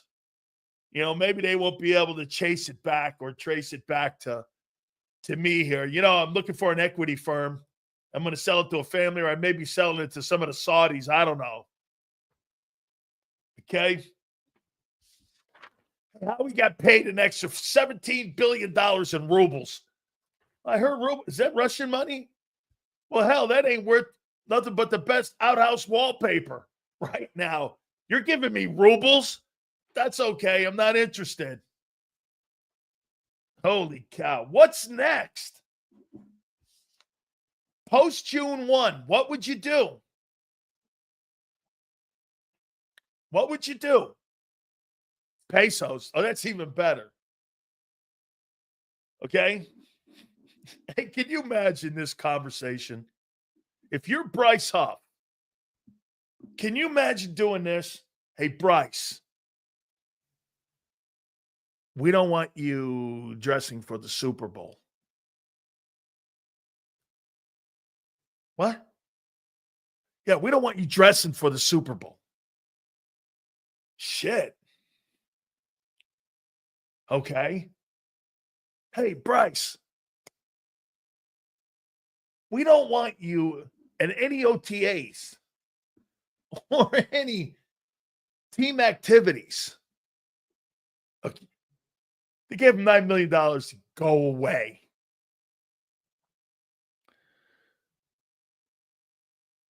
Stop putting Howie leaving out there. Truth is, Howie needs an owner like Lurie to maximize his ability. Most owners won't pay the cash to make trades happen. That's true. You think Jeffrey Lurie came up with that way of being able to take the salary and the base, turn it into a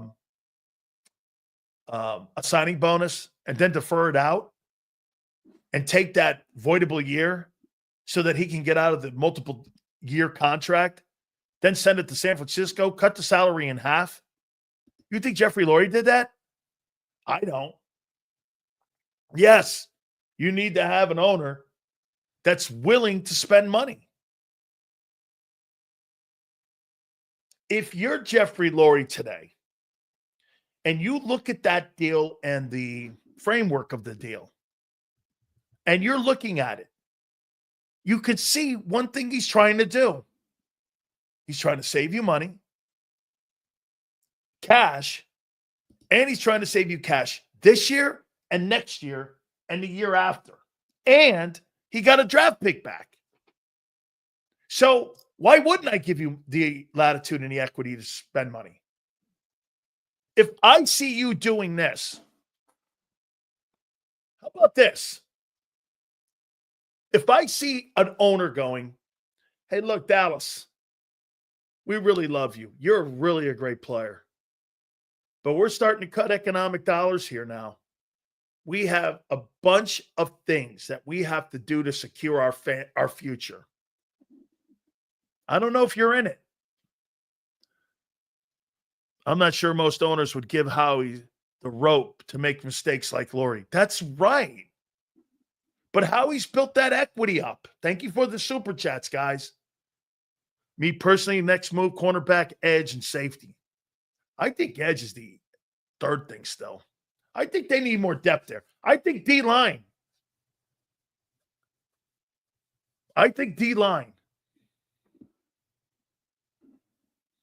Here's Richard. Steels, it's always about the money. They need to hang out for a day with Big Dom. How you doing? Right. Absolutely, man. If you're the owner of the team, okay, and you watch the framework, like I just said, you look at the framework and go, here, what are you going to do? And by the way, so when you go in, and how he goes in before he cuts this deal officially, he's got to wave this past the owner. And Jeffrey Lurie's got to be cool with this. Jeffrey Lurie brings his attorneys in. They all sit down and look at it. And Howie goes like this, here's my plan. And then Jeffrey Lurie goes, okay. One thing Norman Brayman wouldn't do. He would never okay a fucking deal like that. Why? Because he doesn't understand it and never would understand that. Because that would mean that he had to still pay money and he would take the salary cap hit. Because you know why? You're not thoroughly thinking out the ramifications of what a salary cap hit is going to be for the next 2-3 years. By the way, to that guy's point, hey, Sills, you're glazing over Howie here, but it's the owner. Agreed. But what he's done is, so he doesn't take immediate cap hits of $15 million. This guy has lowered it to where it's reasonable to take. And let's not forget, you can divert cap hits according to the collective bargaining agreement. If he wants to defer that out, he can 2 years. Look it up. You can defer dead money for 2 years. You could split that money even in half more. You got to remember this too, okay? Do you see this proposed deal? This is leaked out. This is not official. The Players Association has to say that that's legal, that falls within the parameters of negotiating, and it doesn't become official until after June 1. Some agent leaked that out to one of the media guys. Either Huff's agent, the Eagles, somebody, Bob Lang. That would not shock me if Bob Lang leaked that out. Because that's a great look for Philadelphia. And remember something. If Adam Schefter got it, that came from Bob Lang. Where do you think Adam Schefter got it from? There's only two people. The agent or the Eagles. Pick one. No one else has the insight on the structure of the deal but those two men. Okay? If it's Schefter, either he got it from Bob Lang or he got it from Bryce Huff's agent. There's no other way around it. And it doesn't become official, one, until after June 1, until after the Players Association looks at the deal. Let me ask you this. Is there any, let me take a look at the Philadelphia Eagle state media. Let me take a look at state media here with the Eagles here.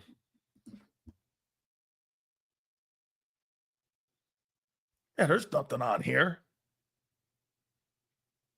There's nothing on here about Bryce Huff. Why? Why is there nothing on there about Bryce Huff? Because it's not official. You do know how this works, right? Certain guys get and have the ear of the Eagles, and the Eagles feel comfortable giving, like Jay Glazer and those dudes. Most of the time, also, get this. So you're telling me, guys, this is what makes the local guys, in my opinion, they get shit on by the team. Adam Schefter breaks it and nobody locally.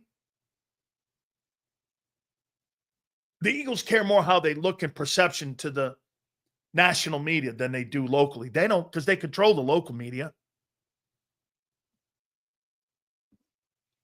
Adam Schefter had it. Is that right? Was he the first to report it?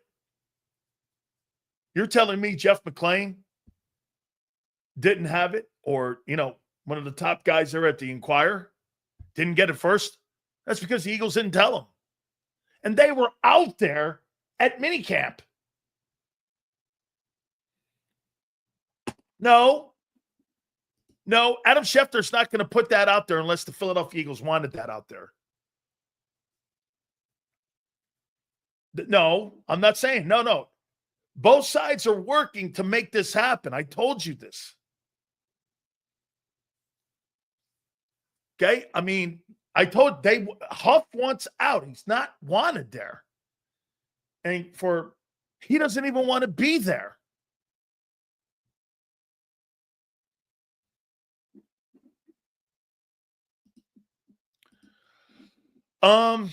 Is Howie Roseman considered a better general manager than Ozzie Newsome? Ozzie Newsome drafted Jonathan Ogden, Ray Lewis, Ed Reed, Terrell Suggs, Lamar Jackson,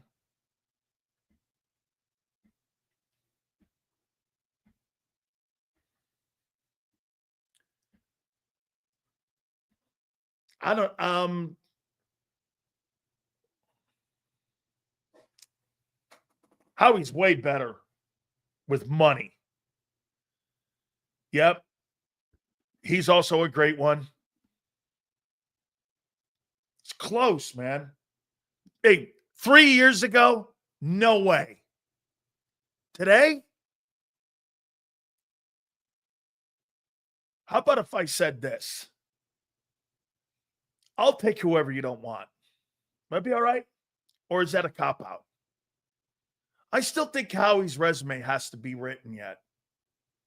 I think do you think he's in the middle of it? I think he's still in the middle, right? He's probably still in the middle of it. So it's still like, still yet to be written and how it looks. He may go down as the greatest. Hey, look, he wins 4 Super Bowls. You'll start making the comment that, look, I'm going to tell you one more time. That guy in Houston was instrumental in helping the Patriots win 6 Super Bowls. He's a 6-time Super Bowl executive director, personnel, general manager, Nick Caserio. He's got 6 rings. And it wasn't just about Brady. They were finding free agents and signing dudes that no one thought would ever be good and changing positions and all that shit. Wasn't just about Brady didn't do that by himself. Okay? Here, get this. Jordan Mailata. It's a great pick.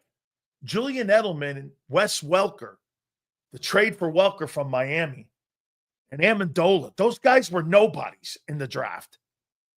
They went on to be instrumental in winning a Super Bowl. They were like free agents and like late round picks.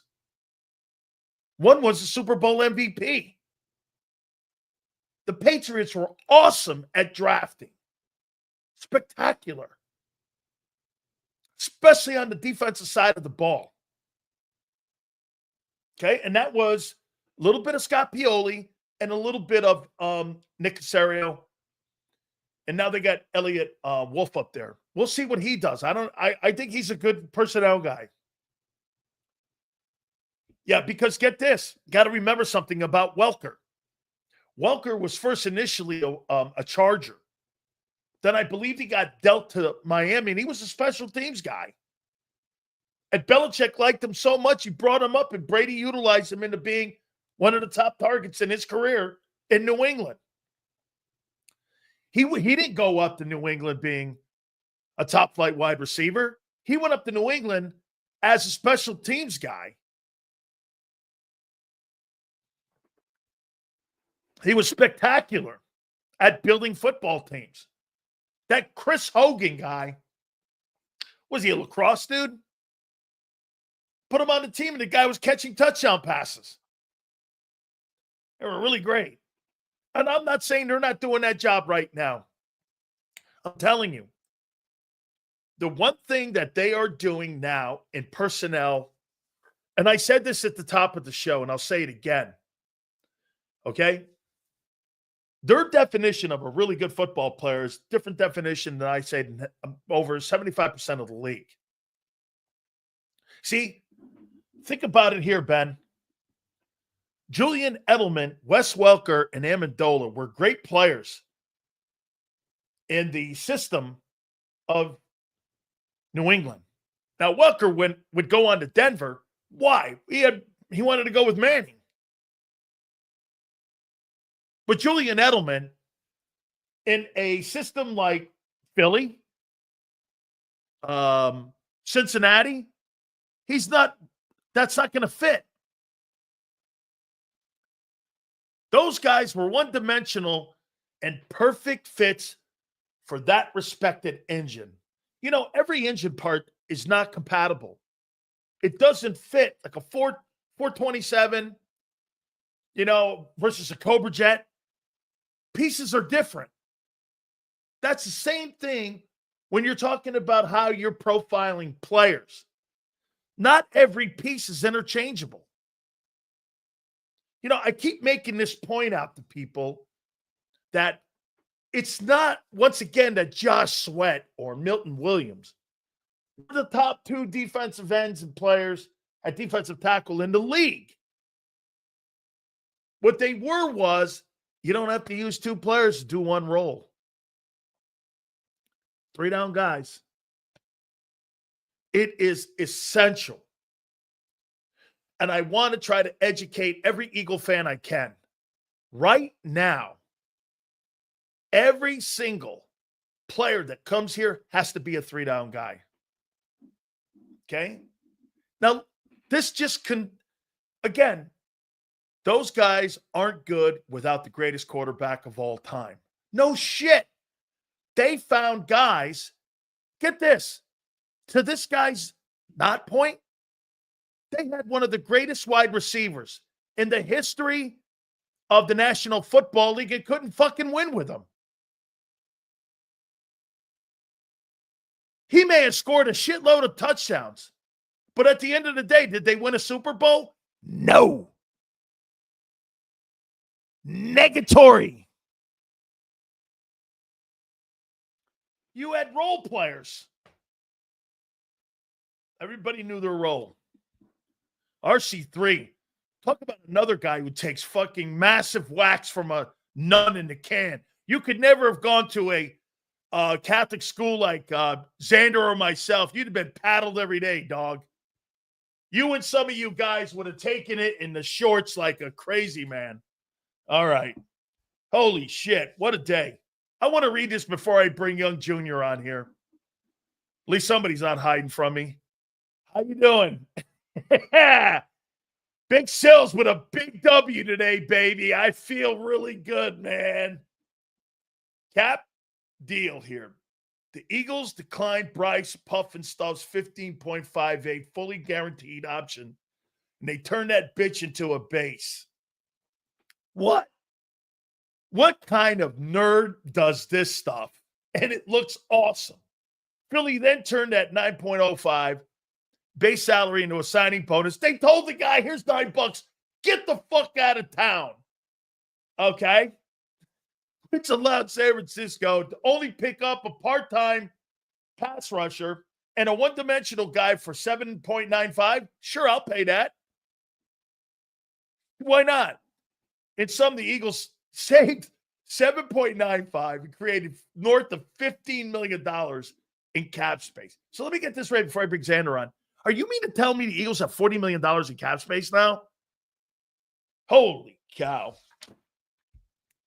All right, we're going to the Hamptons here, and we're going to hang out. We're going to hang out at the Hamptons, I think. I'm not sure. I think we're either that or Cape May or where we're going here. We're going to hang out. I think there's beach stuff this weekend. So, hey, just like Jalen Hurts, I got to – hold on. Got to schedule something with Xander here, 4 p.m. There in the East Hamptons there with Obama and them guys. So let's make sure we go now. But it's a great day for the Eagles. Really is. This is what makes this team great.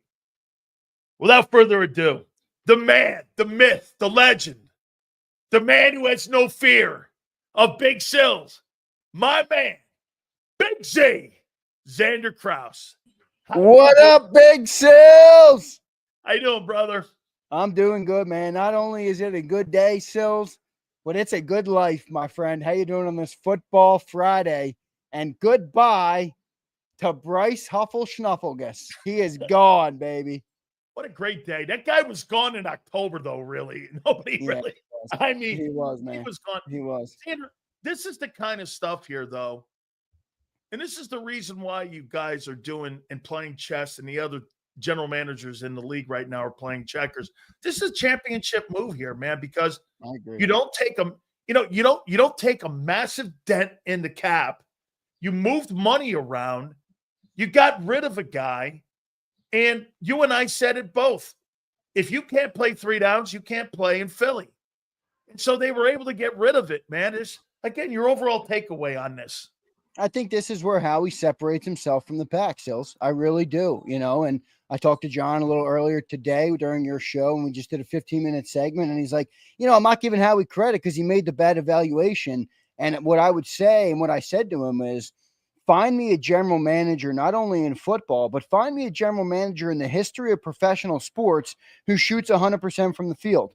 All right. It doesn't exist. So now you have a general manager that sees when they make a move or they make a bad move. He doesn't sit on his hands and let the contract expire. He doesn't sit on his hands and pay the $9 million anyway to Bryce Huff to put him on the bench. He says, how can I bite the bullet and do it in a way that benefits my football team both now and in the future? That's exactly what he did right here. And I think this is a tremendous move. I really do. And I get it. It was a terrible evaluation. He was a bad player. It missed completely. But again, you're going to miss. So what do you do when you miss?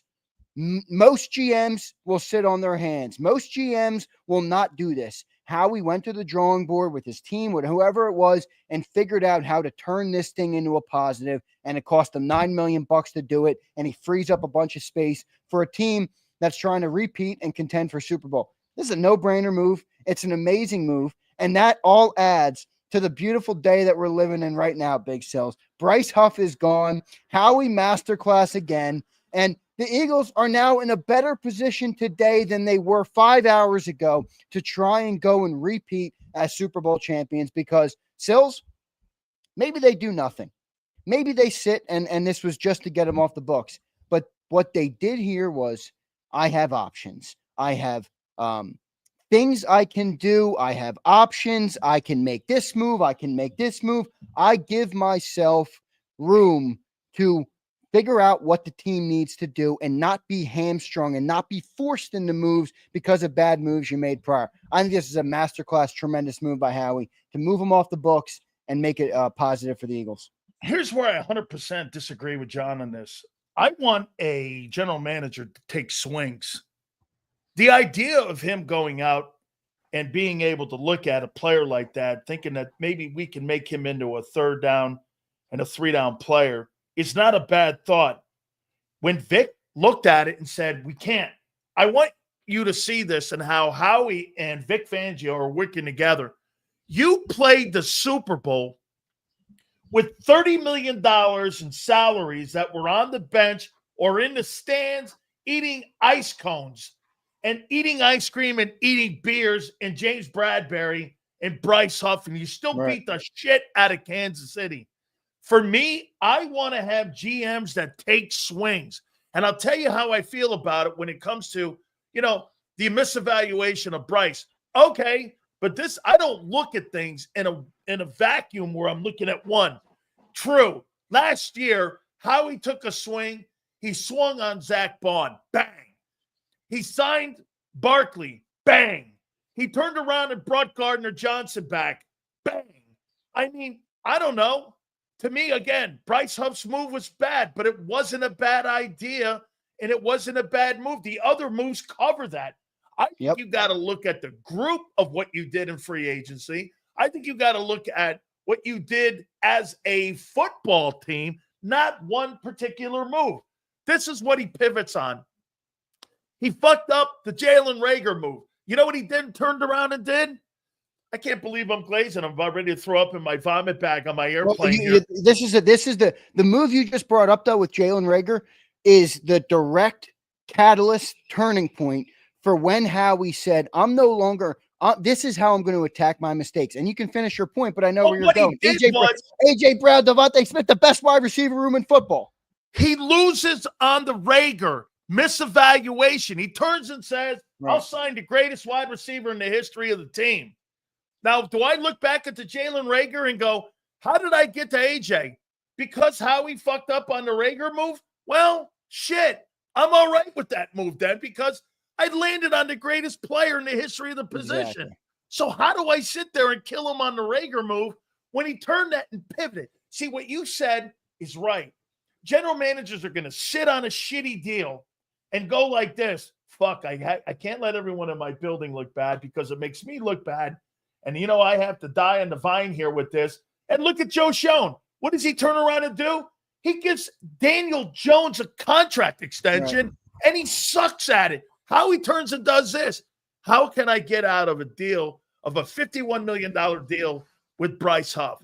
That's the difference between the Giants and the difference between the Eagles. And it's why, Xander, you may not win back-to-back, but in the next 5 years, you may win a couple of them. Because you're going to be in the conversation here. Yeah, I agree with that. I'm not going to rule out the back-to-back yet. I thought you said one thing there that was really interesting at the start of what you were saying with Howie working with Vic Fangio. And I'll one-up you here, all right? How about Jeffrey Lurie working with Vic Fangio? All right? You got to remember, they converted $9 million here, paid it cash so they could clear their books. All right. If you don't have an owner that's willing to tango, a general manager that's willing to bite a bullet on a bad deal that he signed, and a coordinator that's willing to have the gravitas in the room to be able to, say what he needs and them listen. I mean, it's a 3-pronged monster there. And I think Jeffrey Lurie deserves some credit here. Howie Roseman obviously deserves some credit. And the other thing I think it shows you is, boy, if we didn't already know this, and I think we all do, especially with the draft picks the last couple of years, boy, Vic Fangio has some say in that room. Oh, man, do they trust Vic Fangio in that room, man? They really do 100%. It's a great setup. That's what you want. You want a coach that you believe in. You want a general manager that you trust, and you want an owner that is willing to do what it takes to succeed and win. The Eagles have it all right now. And by the way, Nick Sirianni is the head coach of this football team, and he's doing a great job as well. I heard the word swagger, and I'm sorry I started fucking laughing when I heard the word Nick Sirianni. Sileo will say, great job, Jeffrey Lurie. Great job, Howie Roseman. Hey. Great job, Vic Fangio. But the head coach, you suck. Over here. I'll give you a comparison to this. Can you imagine if you're Bill Belichick walking into the room? You look at Bob Kraft and you go, you know that $117 million contract you signed with Drew Bledsoe and that $18 million signing bonus we gave him? Well, we're going to go with the 6th-round guy, and we're going to go with him. You know that $17 million, and we're going to fucking trade him to the Bills in the division. Right. Bob Kraft's got to go like this. Well, shit, man, you won a Super Bowl. I'm going to trust you guys. And then after that, the equity gets built in. Howie's afforded this because if you're Jeffrey Lurie and you're looking at the outline of this deal, you could see that he's trying to save money today and the next 2 years because you know you've got money coming down the line here. There is no doubt, bro. And that shows you, salesman. You got bad players that are on big contracts, man. You got to get them out. You got to get them out. You got to pivot. That's what they've done. Yeah. You totally have to pivot. I'm going to say this, look, too. The other thing I'd say, and I kind of said it, but I'll just reiterate it. GMs are going to miss. Like, I had one dude who's like, why are you praising what he did now to spend another $9 million for a player he failed on? And I'm like, okay, that's fine. How he missed. What is your what would you prefer your GM to do when he inevitably makes a miss? Sit there on his hands, put Bryce Huff on the bench and waste the money and not allow yourself to, if you want to go for Trey Hendrickson, if you want to go for TJ Watt, if you want to go and trade for Kyle Pitts, whatever the case might be, if you don't give yourself that leeway and you can't make that move, you're just doubling the bad mistake you already made.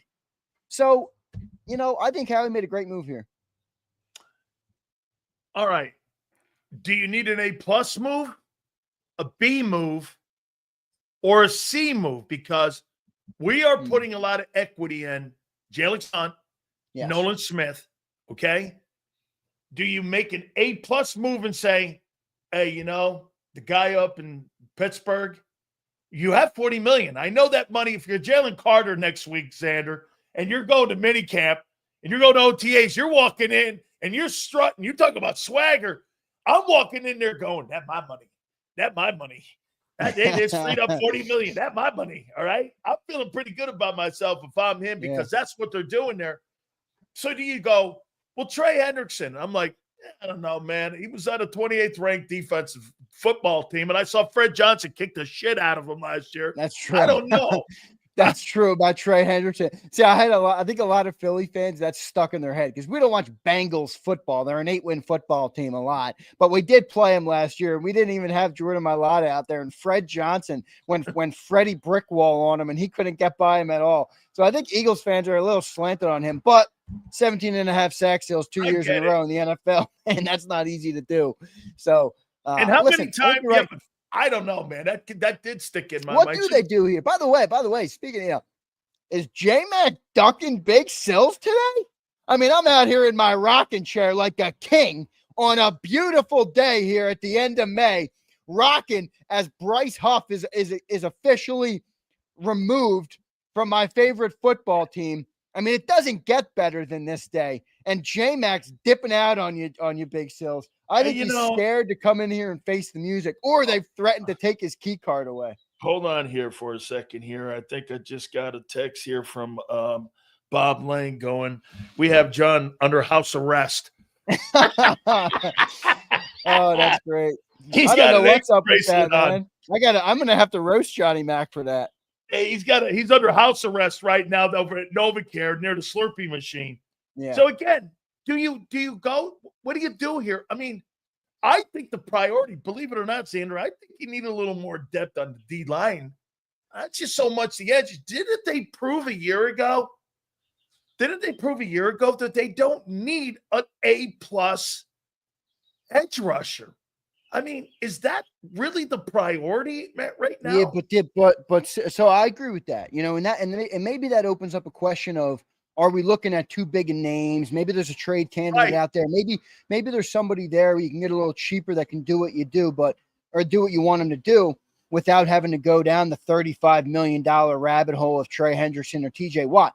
But here's the one thing that I would say about the edge rushing room right now. And I agree with your point of, they won last year without having excellent edge rushers, but we've gone too far. Like Josh Sweat was good last year. As you've pointed out many times, he was good against the run. He was good against the pass. He was good in everything Vic wanted him to be. Now, Jalen Hunt might be that. Yeah. But that's a big hope coming into a year where you believe you have a team good enough to compete for a Super Bowl. And I don't know if they're going to go into the year. So maybe it's somewhere in the middle, right? Maybe it's not Trey Hendrickson or TJ. And I don't think it can be Josh Uche and Ojulari like it is right now. Maybe it's somewhere in the middle. Now, remember, we are going into June here. So how many guys are available? I don't know. They're loaded up with draft capital if they wanted to make a trade. They got the cap space if they wanted to sign somebody. I don't know about a long-term deal because, remember, you're going to have to pay a bunch of guys on defense in the coming years. So I think a 1 to 2 year guy would make sense. But it is a good question right now. Where do they go? Or, Sills, do they not go anywhere? And you load up contracts for Reed Blankenship. You prepare the contract for Jalen Carter. I don't know. Maybe Jordan Davis is in their thinking. Maybe this frees them up to do some things like that. They got a lot of, again, this goes back to my original point, though, Sills. What did the Eagles gain today? They gained optionality. They gained the ability to look at the board and not be hamstrung or pushed into the corner one way or the other. They gave themselves options. And that's a beautiful thing to have when you have a GM as good as Howie. Absolutely. This is a good name here. This is a good name here.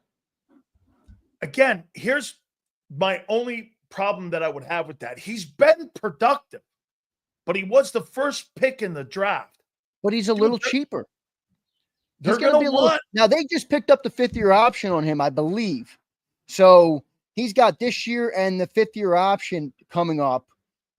So maybe that's in that sweet spot, those Sills, of those 1-2 years. Remember, I don't expect a big, long commitment right now before you're about to pay Jalen and Nolan and Cooper and Quinion and Jordan and all these, and Bond's under contract. So I think it's going to be, while they do have options, I am curious to see what Howie's thinking right now in order to do with the kind of options that he's gained or the flexibility he's gained. Let me ask you, going into Sunday and then Monday, June 2nd, you got $40 million and a treasure chest of draft picks for next April in 26. You have to be in the best position of any football team in the league that's a championship, reigning champion I've ever seen. Look, Detroit's in a good place, but they're not the champs. My question is this: does this change your fundamental thinking on Dallas Goedert? Do you think now that you do, if Dallas Goedert has a 900-yard year, right, 75 catches, you're back in the NFC Championship game, and he once again for his second year is instrumental in that, and he plays with some health this year. Doesn't this give you the latitude? Because I don't think anything is set in stone with that organization. Don't you think you look at that and go, well, okay, the dynamics have changed here. We freed up more money, and we got an opportunity to be able to maybe keep a guy that we really like. How about Dallas Goedert being in a position to do this? All right, I'll take a pay cut. I'll come back because I really love it here. The Eagles reward shit like that, man. You come back and you give a player a better contract. I'm not saying, I'm just saying, doesn't that open up the door for more options now? As you said, could Goddard be one of those options next year?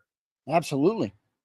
Absolutely, Sills. I think this is exactly what I was talking about when you talk about give yourself options. Like, the easy thing to do is, okay, where are they addressing at edge? But maybe they're not thinking that. Maybe they believe Jalix Hunt is going to be good.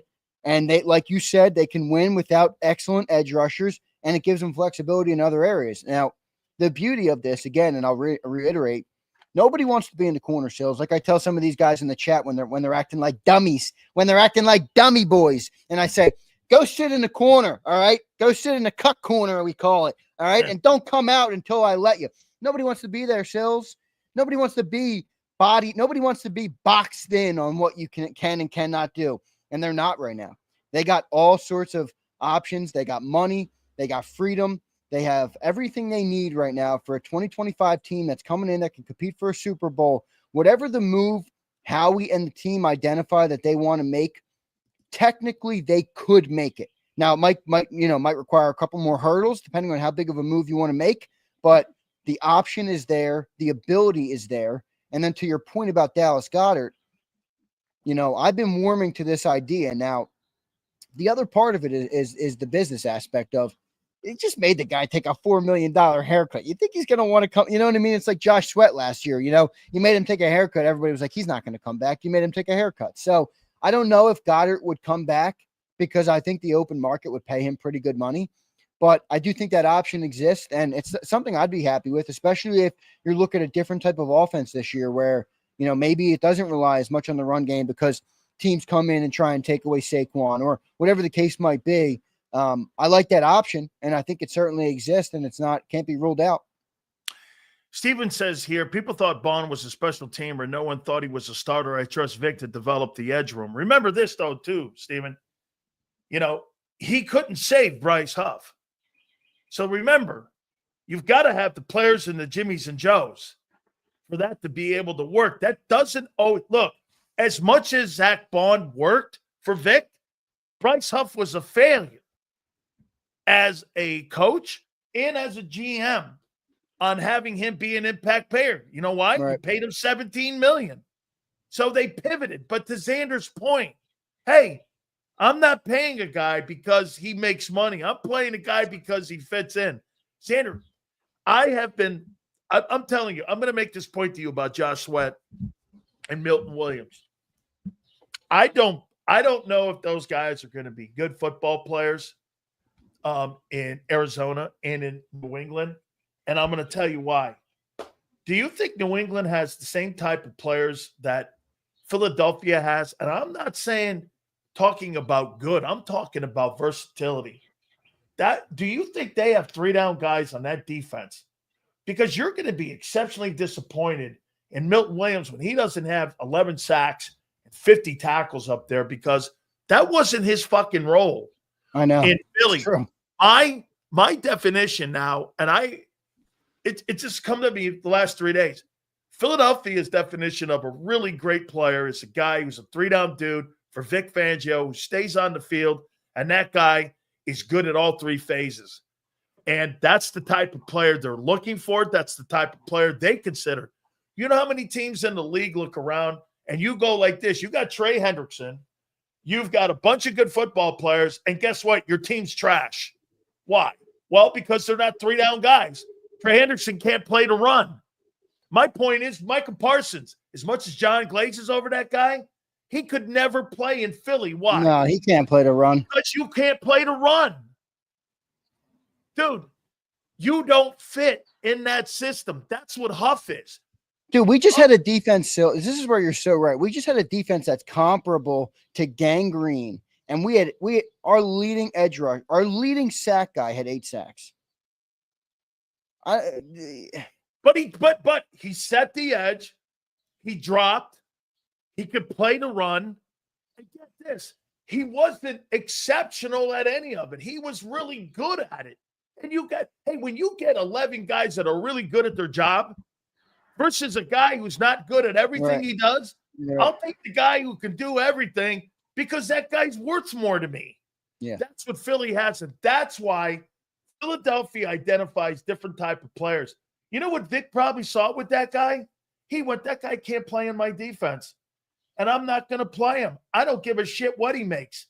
And then him and Howie went like this. We got to get him out of here because I'm not taking reps away from Jalix Hunt and Nolan Smith. Do you not agree that that was also part of it? Yeah. Because they got to also figure out what they've signed, right? Yeah. Yeah. No doubt about it. I mean, I'm telling you, Stills, I'm like, and the more you keep giving me this fuel right now as you're spitting fire on this Football Friday, I got a cigar waiting for me right over here on the porch when I'm done on this segment. Cigar for what? Baby.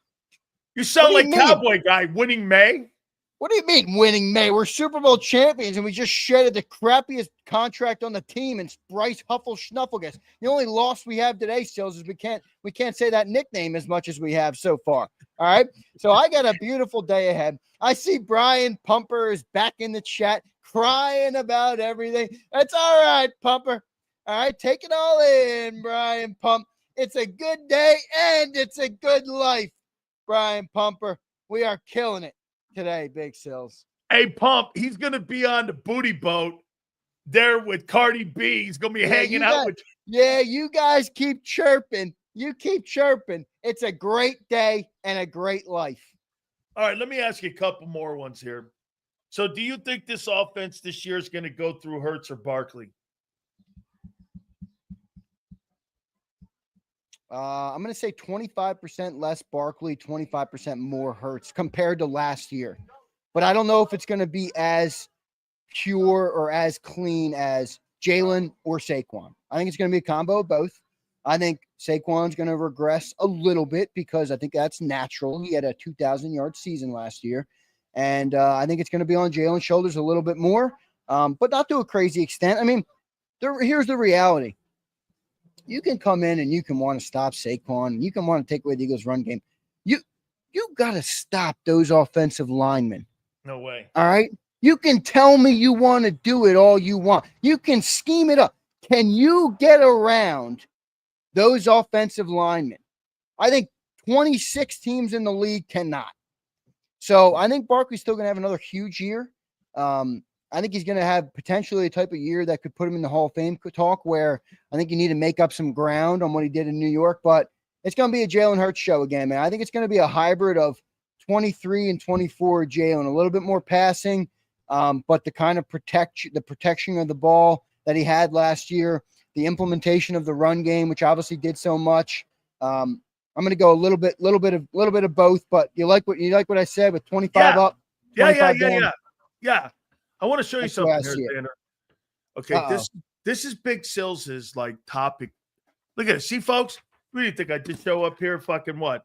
You think I just show up here like Harry Mays and just go, I don't have anything to fucking talk about? Big Sills shows up here. I'm going to show you this here. I wrote down, I thought that they were going to cut him, Bryce. I thought they were going to cut Bryce Huff June 1, like Monday. I thought they were going to cut him. Instead, that dude finds a way out of being able to move it. But let me ask you this. Are you putting too much stock in Nolan Smith? In honor of Mission Impossible, Ethan Hunt? Do you think you're putting too much love in these two dudes, Ethan Hunt and Nolan Smith? What do you mean too much stock? Nolan Smith has to continue to ascend like he did last year. This is not the time, young man, to take a step backward. All right. Nolan Smith will be just fine. He's a hardworking man. He seems to have his head screwed on straight. He seems to understand what it takes to be great. And my projection on Nolan Smith is that he's going to be better than he was last year. Now, Sileo, who I'm like McMullen. I'm so objective. I won't opine on any. Okay, you can say he's only played 9 good games. He's gotten better and better and better. And I will project he will continue to get better and better and better. Nolan Smith, Jalix Hunt, the entire edge rushing room. You know, you brought up something about Dallas Goedert. Oh, you know, you have to give a pay cut to the guy who led the team in receiving yards. Nolan Smith's a $40 million edge rusher based on that postseason last year. He had 4.5 sacks in the postseason. He had 4.5 sacks in the biggest moments of the year. Oh my God, he's a one-year wonder so far, my book. Okay, he's played 2 years. Okay. He's a one-year wonder. That's a pretty good hit rate for a first 2 years. Every guy you signed is a one-year wonder. You're not clumping Azeez Ojulari. Uchi Coochie is another one. You signed. How do you know these guys aren't one-year wonders? Jayla, you're going to be. I guarantee this. This is my guarantee. I am off to a Shohei Ohtani type offseason so far. I'm like batting 375 with 20 homers right now. Yeah, with 3 for my 10. predictions. About right. 3 for 10. That sounds right. I'm more hit. 8 for 10, 7 for 10 seems to be my range. What are you playing softball? Big Sills is playing in the big leagues. Oh no, you're not, dude. Your takes last year would have got you sent. You'd skip AAA. You'd skip AAA. You would have been sent right to single A last year with your takes. This guy's still on the victory parade there, the JAKIB victory parade of JAKIB. He forgot. Who are the champions of football right now? Oh, right now? That team's right gone. now. No. Who are the champions of football? Okay. Done and dusted. Thank you very much. All right. Nolan Smith had a huge year at the end of last year. He played his best in the biggest moments. Half a year. He had a big year last year, man. He He played had a 9 half great a games. year. Great half a Yeah. year. Yeah. Good half a year. And how did he do in those 4 playoff games? As good as Oren Burks did. No, better. And Warren Oh. Burks only played 2 of them. And Kobe got hurt in what, the Packer game or the Ram game? The Kobe didn't play in the playoffs, I thought. He got hurt in the Packer game in the playoffs, the first game in the playoffs. So Warren Burks didn't have the impact that Nolan Smith did in the play. Sills, quit lying. You didn't have any drop off when you dropped the second teamer in at linebacker. That's okay. So you're telling me Warren Burks had the impact that Nolan Smith had in the postseason last year? No, I said he was better than Nolan Smith terrorized Patrick Mahomes. Oh Jesus Christ! This is, oh my God. So you think, which guy, in your opinion? I'm going on Ethan Hunt or Jalix Hunt. I'm taking that dude that will have a better season. Wait, this is my guarantee. I never even told you my guarantee. It's on Jalix Hunt. Let me hear it. This is my 100%. Take it to the bank, deposit it, and cash it. I guarantee it happens this year. Dan Sileo comes on an edition of the National Football Show at some point in the season and says, Jalix Hunt has it. Jalix Hunt is him. He will bend the knee to Jalix Hunt, just like he was forced to do with Jalen Hurts and Nick Sirianni this year. Yeah. You will bend the knee to Jalix Hunt, who will have a massive year for this football team. Massive. Where's Nick? Hey, Nick, I haven't heard a goddamn thing out of you today. Where are you, Nick? Hey, Nick, where are you today? You know what Nick's doing right now? Nick's making snow angels in his buckets of money he just signed last week. Are you kidding me? Right. His 13. You know that Breaking Bad scene where they open up the garage and there's all the stack of money and they just lay on top of it? That's Nick Sirianni right now. Sills. I actually watched that. That might be you after this football Friday. Hey, I actually watched that series. Oh man, holy! So that was a good one. That was one I liked. What's that? How you feeling as an Eagle fan right now, Junior? Well, I mean, I feel as good as you could possibly feel on a May 30th post Super Bowl victory with the greatest GM in football, the best owner in the NFL, a top 5 quarterback in the NFL, the best offensive line, the best receiving group, a top 5 tight end, a number 1 overall defense that has the potential to be even better. Doesn't get better. As an Eagle fan, it truly doesn't get better than this, Big Sills. So is it the no holds defense? I think it's still the Swiss cheese defense right now. Yeah, but you said that last year on their way to the number 1 overall. I know. I'm going to go with, you know what? I'm going to double down. You know what? Okay, let's see. August. You know what a gambler like me does, Junior? Yeah. Okay, maybe you miss out on it, but you know what you do because you believe in your conviction? You go like this. Watch. Bang! You go down, double down on it. Right. It ain't happening this year. You're going to be So when a team like the Chiefs or the Eagles plays a team like the Panthers, just generally, who do you feel like is going to win the game when coming in? Just answer the question. Who do you feel like is going to win the game? I feel like I'm being interrogated on the house floor. All right, you feel like the Chiefs or the Eagles are going to win. We had last August, we had one guy on this show who said they're the no holes defense last August, before we even saw him grace the football field. And then we had another guy on this panel last August say they're the Limburg cheese defense. That defense went on to be one of the greatest defenses in the history of the Philadelphia Eagles. So when you sit here and you judge on who will be right, who do you listen to? The guy who called them the Limburg cheese, or the guy who was Nostradamus and saw the no holes defense coming? All right, Sills, take it to the bank and cash it, my friend. I'm going to ask you this question, and you and I kind of talked about it at the open of the show before we went on. Bro, how come when I see Kansas, I'm critical of the defense and some of the holes that you have. But, man, am I right when I say this? When I look at Kansas City, I know you got Patrick Mahomes, but, dude, I see 8-9 wins. Yeah, that's a tough. Their old line doesn't look great. They're older. They're old at multiple positions. I pointed this out. Brady won a Super Bowl in 2004, right? dude, you're not guaranteed anything. He didn't go back for a decade. 10 years he didn't go back to a Super Bowl. So my point is, I'm like, bro, I don't know, man. There's no doubt. And after a move like this, here's why the Eagles are in a better place than the Cowboys will ever be. It's because of moves like Bryce Huff. But, I mean, what's Kansas City doing? Relying on Travis They're Swift? relying on Mahomes, dude. I mean, that's their entire stock is in Andy and Patrick to make magic. And, as much as I like Andy Reid and Patrick Mahomes, and you brought up the most concerning part about that team. Why did Patrick Mahomes suck in the Super Bowl? They couldn't block the Philadelphia Eagles. And they're going to have a worse offensive line this year than they did last year. So I think that team is in for some trouble. I'm with you on that. Man, I don't see it. I don't. I want to ask you one last one here. You tell me. You sure you're done getting bludgeoned? Oh my God, I'm destroying this segment here. Absolutely. Where's I'll Nick? go all day, Sileo. You know where Nick is?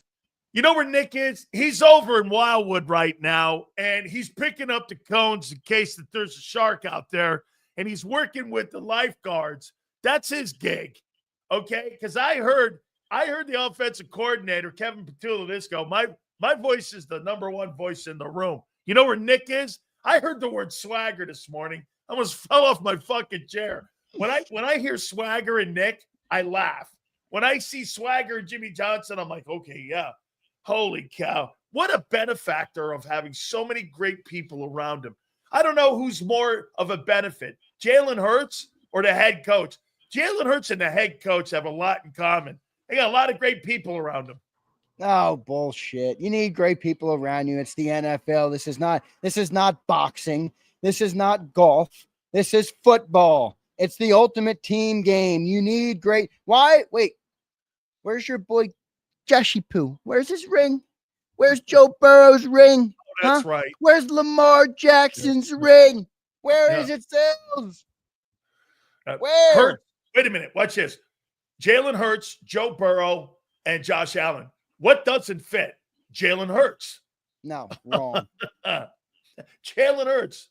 That's what doesn't fit. I don't know. So what do you got planned this weekend, Junior? I don't agree at all. So it's a beautiful weekend. As you can see, I'm out here on a beautiful porch down here in the beautiful Cape Bay, New Jersey. My entire family, Sills. All right. We don't get these moments often. My entire Krauss clan is here in Cape May for the weekend. My new even the new one 12-day-old baby niece is here. She's here. So we got a whole Krauss weekend planned up. Nothing crazy. The weather's not going to be too great, but it's just a blessing to all be able to hang out together. And we got a very tight-knit family, Sills. I come from a very tight-knit family. So we're all hanging out down here. It's absolutely beautiful. This is my favorite place in the world. I tell you that all the time. Yeah. If Jacob makes it big one day, this is where I'll be posted up there, right? Posting up here, yeah, for sure. But no, nothing other than that. And you know what else I'll be doing? I'll be feeling good all weekend. Will you? Because Howie continues his dominance, his terror on the rest of the NFL. And now we've shedded Bryce Hufflepuff. We've given us optionality. We've given us options. We've given us moves. We've given us leeway to shake and bake and return for the 2025 seasons, ready to go back and win another Super Bowl, Sills. It still hasn't addressed your edge. You just got rid of a dude. You got to add somebody. You got to make me feel good. You got to make me feel. I mean, you got rid of a third. Feel good. In fact, you know what? The more upset you are, it seems to be the more that this team wins. So making Sileo fit. Actually, this show might be a curse because every time Sileo's happy, bad shit happens. When he rips the team, we go on to win Super Bowls. You know? Yeah, well. We don't need to make you happy, Sileo. You guys full of shit. You think your happiness is so important? Come on, Sills. All right, I'm going to let you go here with this. Make sure, listen, I want you to pass this on. Make sure you tell John, I mean, you know, if he needs a get out of jail card, I got a great bondsman. His name is Dominic.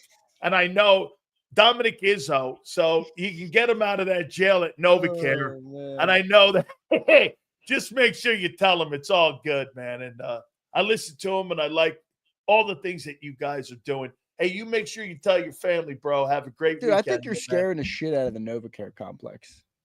Oh, I really do. Every time I I said it to John, he right away. Tell you, I don't know if I can do this. I don't know. Okay, all right. He's got barbecues and furniture and all sorts of different things that came up. I don't know, man. Listen, I don't want to assume anything. I'm just wondering. A lot of commenters, Sills, a lot of commenters that are listening here on the show right now, they comment all the time. Sills is afraid of J-Mac. I think it might be the other way around, everybody. I am not sure. Hey, all I know is this. I tried to reach out to, once again, the guy, quotations, Jeff McClain, and, Bob gives me a lot of stuff, and the guys at NBC, I can't. What's his name? Barrett Brooks, man. He's Sills, I love you, man. I love you, but I can't come on because they told me I can't. So everybody's I don't know, Z. And a big bad big Sills. Z, great stuff. Great day for the Eagles, really. All kidding aside, yeah, really a great day for them, man. Great. Appreciate you doing this, brother. Yeah, let me go light my stogie up. I'm not a drinking man, but I might even pour myself a drink tonight. All right, and let's toast to the 2025 Philadelphia Eagles that will make Big Sills and Brian Pumper cry themselves to sleep at night. Okay? Well, they'll finish second in the NFC East. How do you like this? By the way, was my audio okay today? Because I might have to come in live better. I like this setup. No, it was live from the porch, baby. Wherever you were before, I'd rather have you on the porch in Grandpa's rocker. Absolutely. Absolutely. Hey, I am a grandpa. At heart, I really am a grandpa. Grandpa Joe's rocker there, man. That's what you should do the show from, right? I'm more of a grandpa than Grandpa Joe, but Grandpa is here this weekend, and the grandbaby is here, so we're excited. But still, thank you, brother. You got it, man. Thank you, Xander. Appreciate you guys very much. Appreciate everybody. Oh, wait, we want to do the super chats? Can you? Yeah, absolutely. Okay, absolutely, I'm good, man. Bro. I'm on a rush. Yeah, no, you're good. JD3 checks in. He says, Huff got 17 mil in a ring for the same production. Me, M. Reyes, Twiz, and Prince. Cut me a check, Lurie. I'll do nothing too. Dude, hey, now he's gone. Hey, this guy deserved one of them gummy bear rings. The ones that you suck on there. That's all he deserved. He didn't deserve a ring pop. Ring. Sam Shepard says it seems like they are planning for no void years. It's potential. Hey, Xander, do we now see this? There's no way you cut that deal if there's no voidable years now. You understand that those years that they had out there, they could never have cut this deal with the Niners if they didn't have those void years. I agree. Here we go. Steven says, what's up, Steven? Steven Mosteller, $5. People thought Baum was a special teamer. No one thought he was a starter. I trust Vic to develop that edge room. Yeah, it's still some question marks there, but I'm with you. You need depth. How about this? You need at least to get some depth in there because Stills, the other thing I like about it though is I feel like Jalix, I feel like Jihad, I feel like even Uche and Ojulari, as much as we joke about him, I feel like Vic at least had some say in saying, like I see something with them, and maybe there's some optimism there, but it's still a big ass for sure. Kyle Kokorski checks in. Where's Lane Johnson's barber at? I don't even know what you mean by that. Kyle, I'm going to tell you, and I love you to death. Some of them, man, I think you've been kind of like, you're starting to go in the room with Prince. Yeah. Kyle, okay? Kyle, you need to go back to the drawing board. Your hot streak has officially come to an end.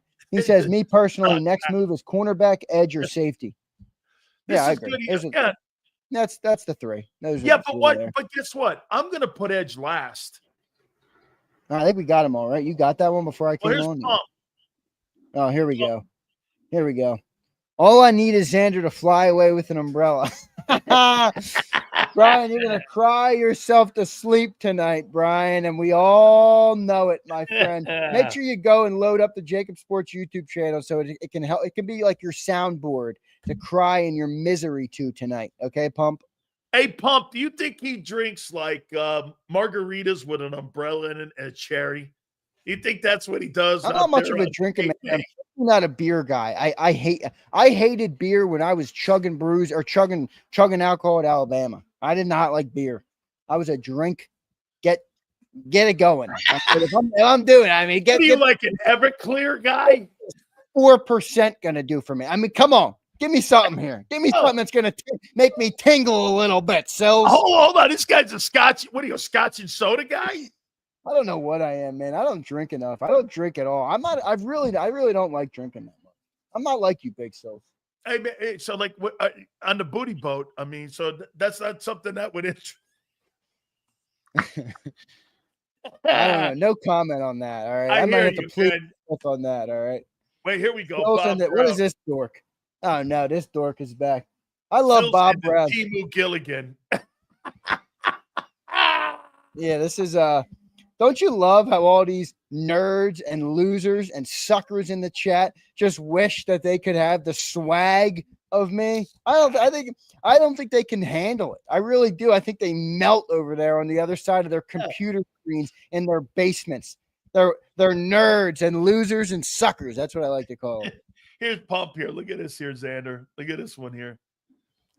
Cooking dirty steaks, smoking cigarettes, and drinking whiskey. That don't sound too bad there, Brian Pumper. That doesn't sound bad. All right, Big Z, you have yourself a fabulous weekend, my friend. Thank you, Big Sills, and everybody in the chat, especially to our Eagles Nation.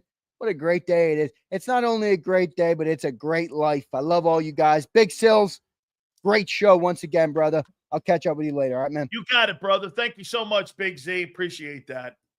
Here's one for you. Big Sills Mad Dog 2020 of Sports Radio. Wait a minute. That's $3.17 for like one of them little bottles.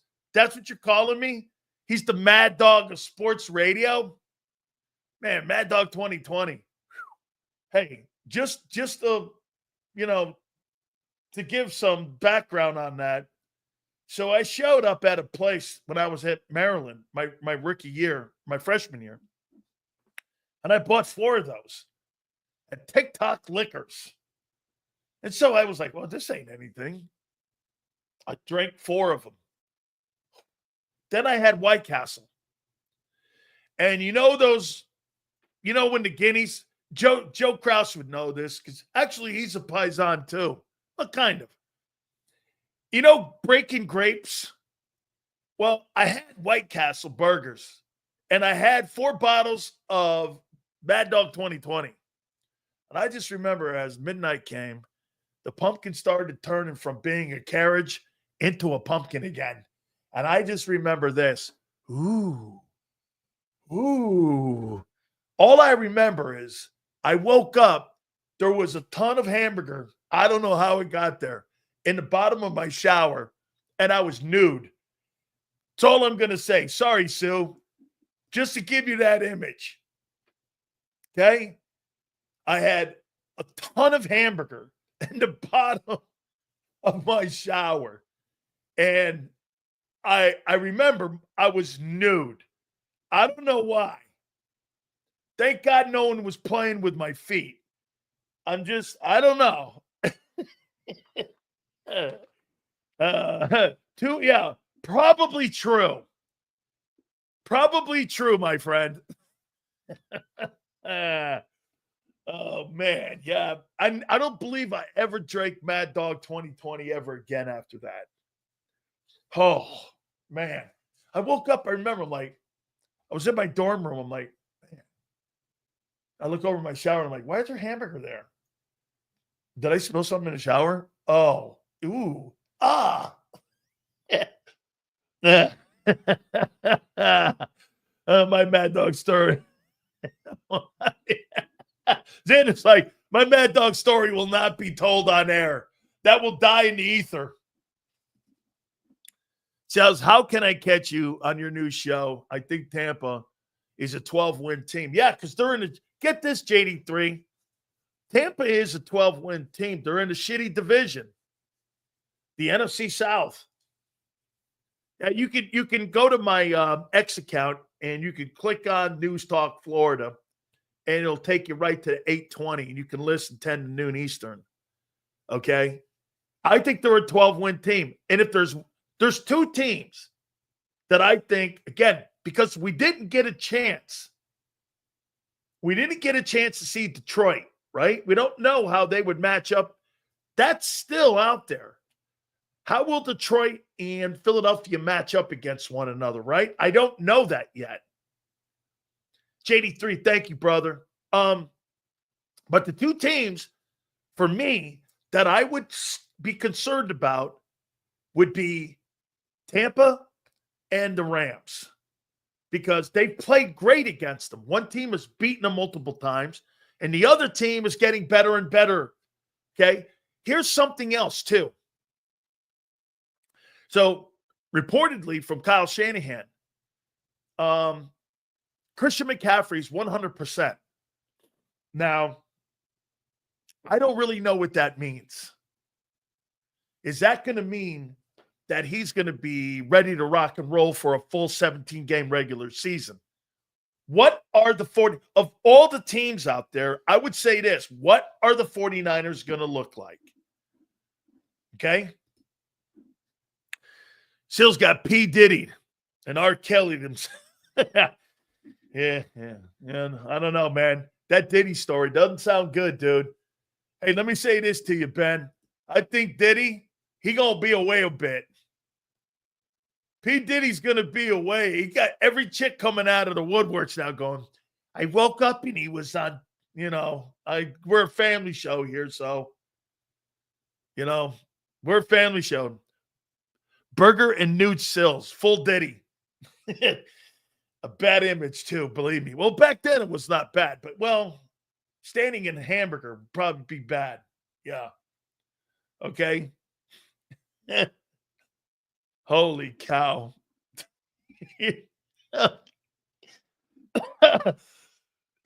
Trump's going to pardon P. Diddy. Oh, my God. That would be classic. Yeah. I don't know. Every chick coming out of the woodworks now, this guy was an animal. I'm like, well, wait a minute. You worked with him. Yeah, Diddy's done, man. Dude, hey, Ray, I almost believe that he had something to do with both Tupac and Biggie getting knocked off. Okay? I think he had something to do with them dudes being knocked off, man. Because his star rose after those two dudes went, right? I don't know. And then they even shot Suge. Yeah, I don't know, man. Because I'm kind of keeping an eye on that thing. And every time I turn it on, it's like, boy, it's rated X. They're talking about wrapping that up around July 4th or something. I'm like, July 4th? They're going to wrap the case up by July 4th? Holy cow, even OJ took longer. July 4th. They're doing this. Yeah. Okay. Sure. Good night. Yeah. You're going to hear Jeffrey Epstein stuff going on here with this, because this guy, let me say this to you. If Diddy goes down, he ain't going down alone.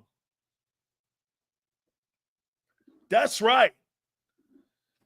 Dude, Jay-Z, here's something you got to think about NFL-wise with Jay-Z.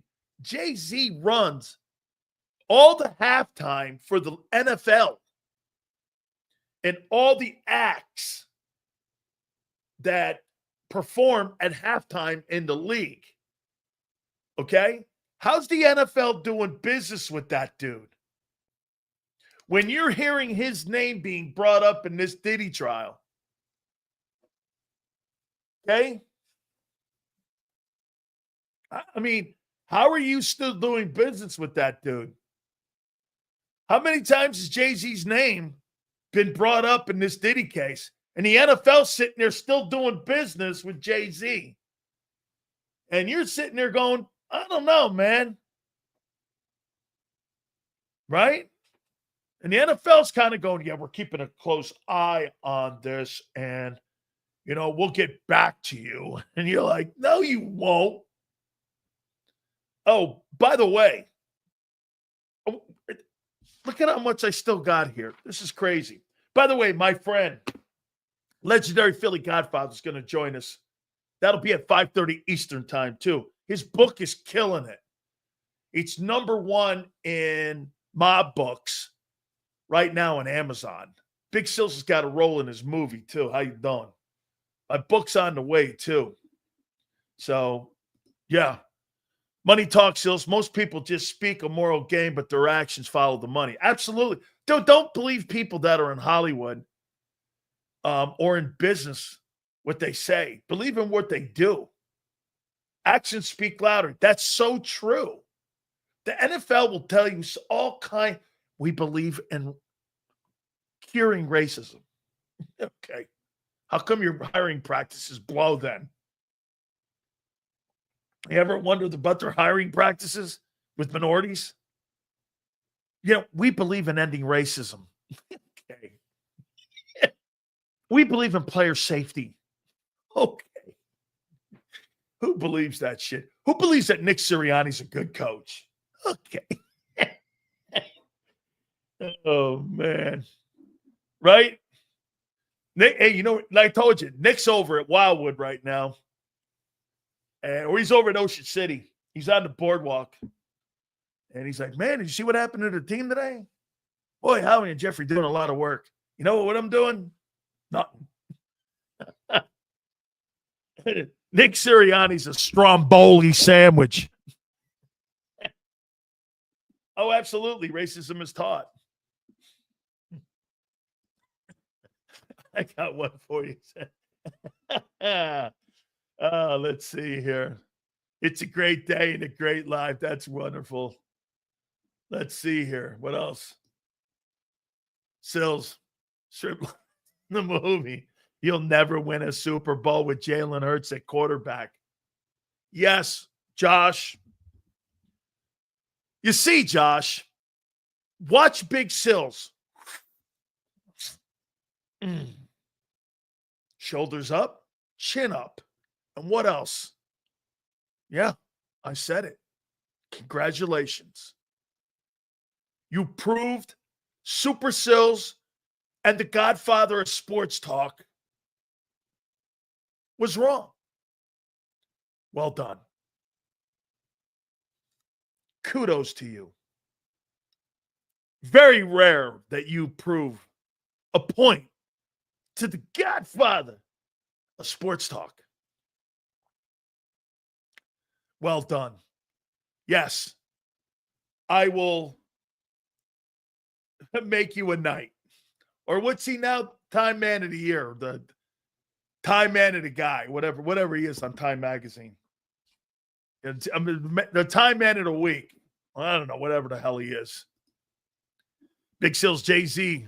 Two best boys, R. Kelly and Black Pavarotti Diddy. Caught up in the same shit, and we knew it. Absolutely, Damon. Absolutely. Godfather has some good stories. I've been around a bit, Sue. Sue, I'll give you one chick story. You want to hear it? Sue, do you want to hear a great chick story? With like 1, 2, 3, 4, 5, 6, 7, 8, 9 women. Would you like to hear the story of 9 women? How about Von Miller on a 1-year deal? Save some money. He could still play, dog. And plus, he could teach the young guys. Okay? He could teach the young guys. All right, I'll take. By the way, my family watches. My aunt watches this, so just so you know. So 9 chicks in a hot tub. I'll tell you one story, Sue. Here, with this guy. Let me pull it up. Hold on here. Let's see here. Oh, here it is. Okay. 9 chicks, a hot tub, and Big Sills. And this guy. Let's see here. Here it is. Too Tall Jones. Starting defensive line for the Dallas Cowboys. Dan Sileo and Too Tall Jones. So Crawford Kerr brings me to his house. Ed's one of the nicest guys you've ever been around. there should be conversation about him potentially being a Hall of Fame guy too, right? I had just gotten to Dallas in '88. Coach Landry brought me in. Jimmy didn't bring me in. Coach Landry did. So I get there, and I become friends with Ed Too Tall and Randy White and all them dudes. Ed's one of the nicest people you'll ever know. My wife and I love Ed Too Tall Jones. We just love him. Crawford brings me over to his house. And let me tell you, Ed's not a loud guy. Very unassuming dude, even though he's 6'9". He's really a great dude. I go into his bedroom. And in his bedroom, he's got this gigantic hot tub. There's 9 stripper chicks in it. There's Ed. I'm not going to say the other guys who were in it. Okay? That's not for public consumption. Crawford goes like this to me. Crawford Kerr. He looks over at me and he goes, "You want to come in?" I go, "No." And everyone in the room started laughing.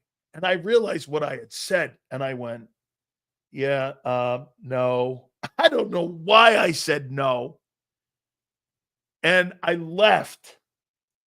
To this day, I don't know how I went, "No." Everyone in the room went, "Wait, we must have a boyfriend or something." I don't know what I was thinking. I went like this. No. Crawford started laughing. He started laughing. So we left and he goes, "No. You know how much you're going to get hammered in the Cowboy locker room?" Okay. And I went, yeah. Maybe we should go back. He goes, "Too late. God knows what's going on now." And I went, talking about parties like Diddy and all. I was like, no. He goes, "We can't go back there." No comment. He wasn't on the team yet. And it wasn't there yet. Someone else was, but no names. Oh, no names. Hey. I don't know. I said no. Do you believe in Nick? Do you not believe in Nick because his last name doesn't end in an O? Yes. What's this? Hey, Samuel. Sam Shepard, you're not the murderer, are you? Hey, Sam. So, De Niro, DiMaggio, Marino, Sileo. I don't think there's a coincidence. All great Italians end in O. How you doing? All right. Our friend the Philly Godfather will join us at the bottom of the hour. Don't forget, folks, our great friend Marino. How you doing? Fangio. Oh. Hey, we are Angelo. How you doing? Right. Look at that. Sinatrio. Sammy Sosa. Wait, no, that's Sammy Sosa. Sammy Sosa is a Paisan as far as I'm concerned. Right? I mean, have you seen him lately? He's dyed his skin. I mean, he looks more. I tell you what, I got darker people in my family than what Sammy Sosa is. My uncle, my grandfather, my grandpa Rhoda, holy Maron. I mean, Sosa's like maybe too white for my family. Hey, Obama. There you go. He's a Paisan. Barack Obama. I'm there. Barack Obama. Barzetio.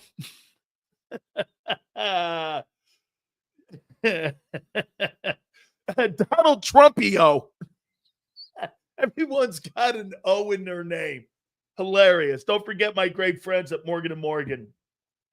The number one injury law firm in America, man. The reason why they're number one is because they win. That's right. Coast to coast, making sure that families like yours out there get well protected when it comes to insurance companies coming in and trying to lowball you guys.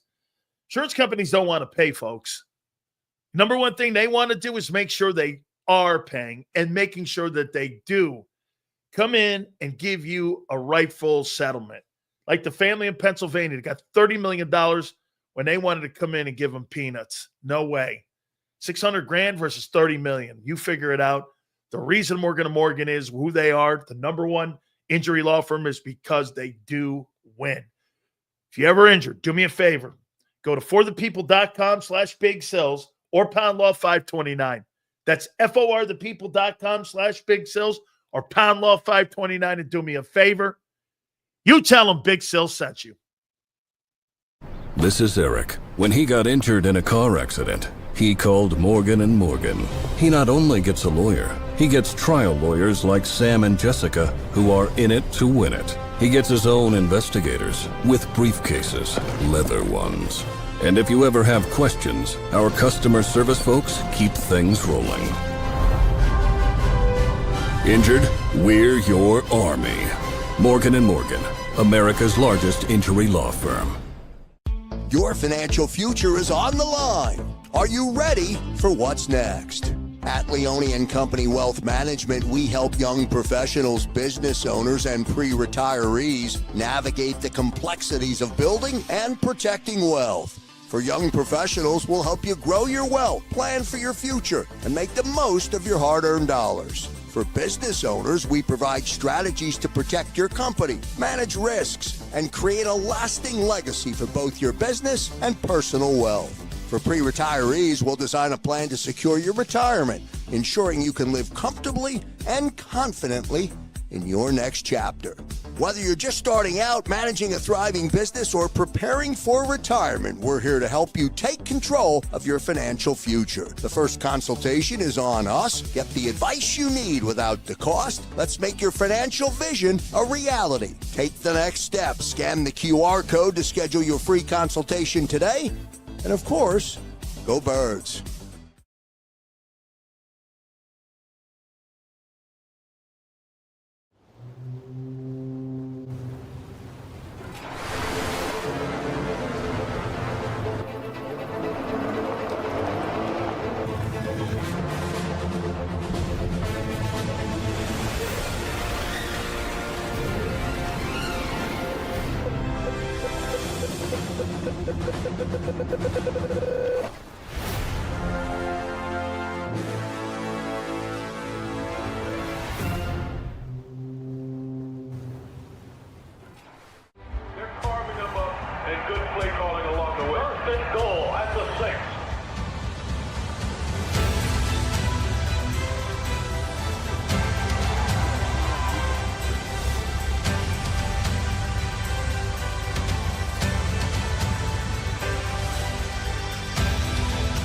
Field of life, First Trust Bank is there for you. Champions on three. 1, 2, 3. Because Philadelphia dreams deserve a Philadelphia bank. In our hometown, we all look out for each other. We step up to keep our communities going strong. And at Independence Blue Cross, we're here to keep you going strong as the #1 health insurer in the region. No IBX is always looking out for you. EAGLES, Eagles.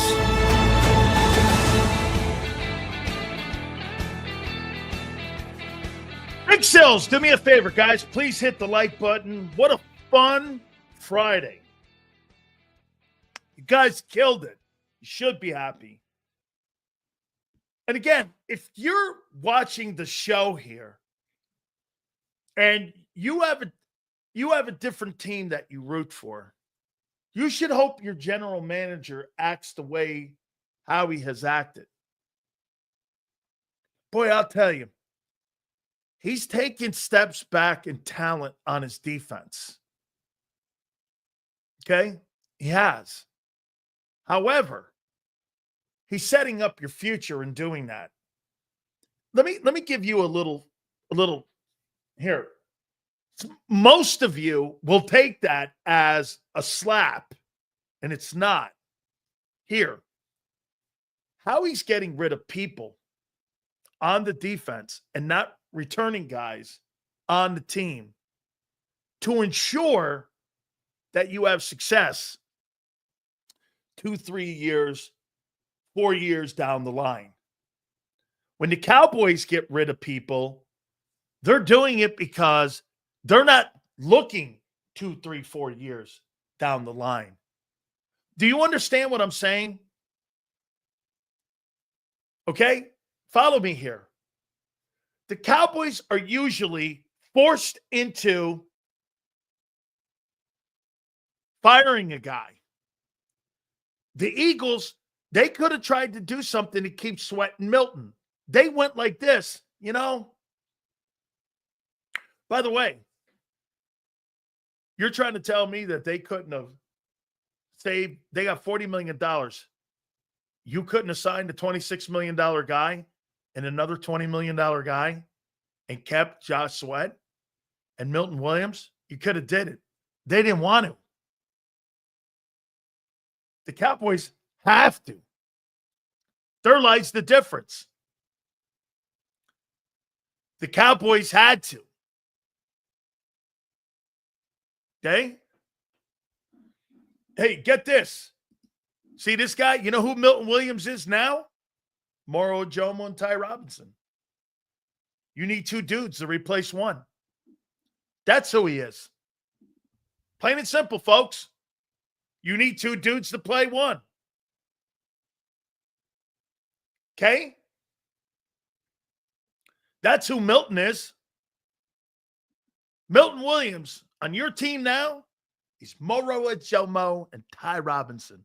You need 2 guys to take the role of Josh Sweat. That's who he is. Is AJ a better team wide receiver? Absolutely. Absolutely. Okay? Get this. Yale's fine with that. Well, until you have to make substitutions, the team goes to up-tempo and you can't make substitutions. And you're caught with not having the right personnel on the field. Okay? That's what the Eagles were able to not have happen to them last year. They never were in mismatches when it came to personnel. When you have 2 different guys that have 2 different skill sets, you have more rotation pieces. Last year, there was only 1 rotational piece that had to come off the field. You know who that was? Jordan Davis. Now you're going to have multiple guys coming off the field. You know the fastest way I would test the Eagle defense?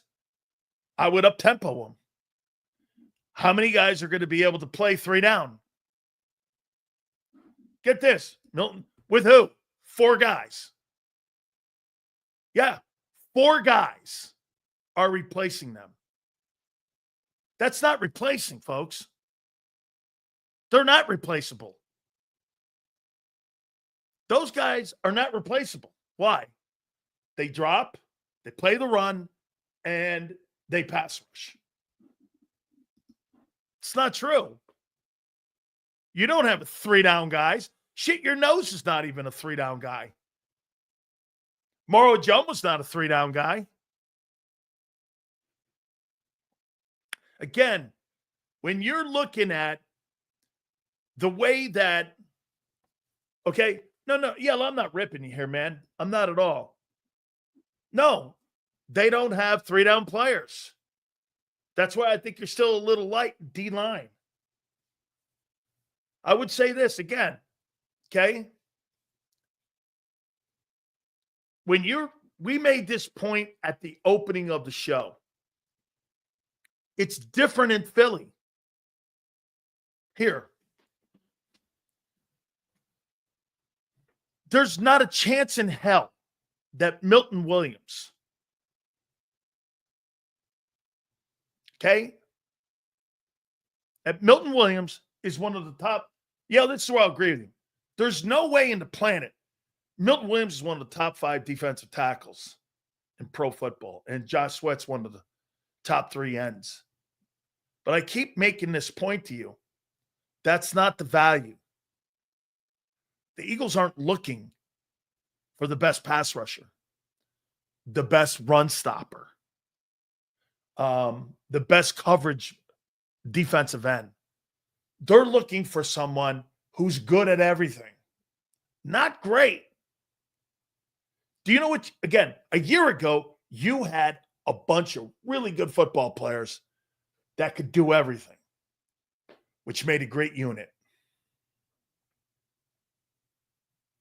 Okay? Which made a great unit.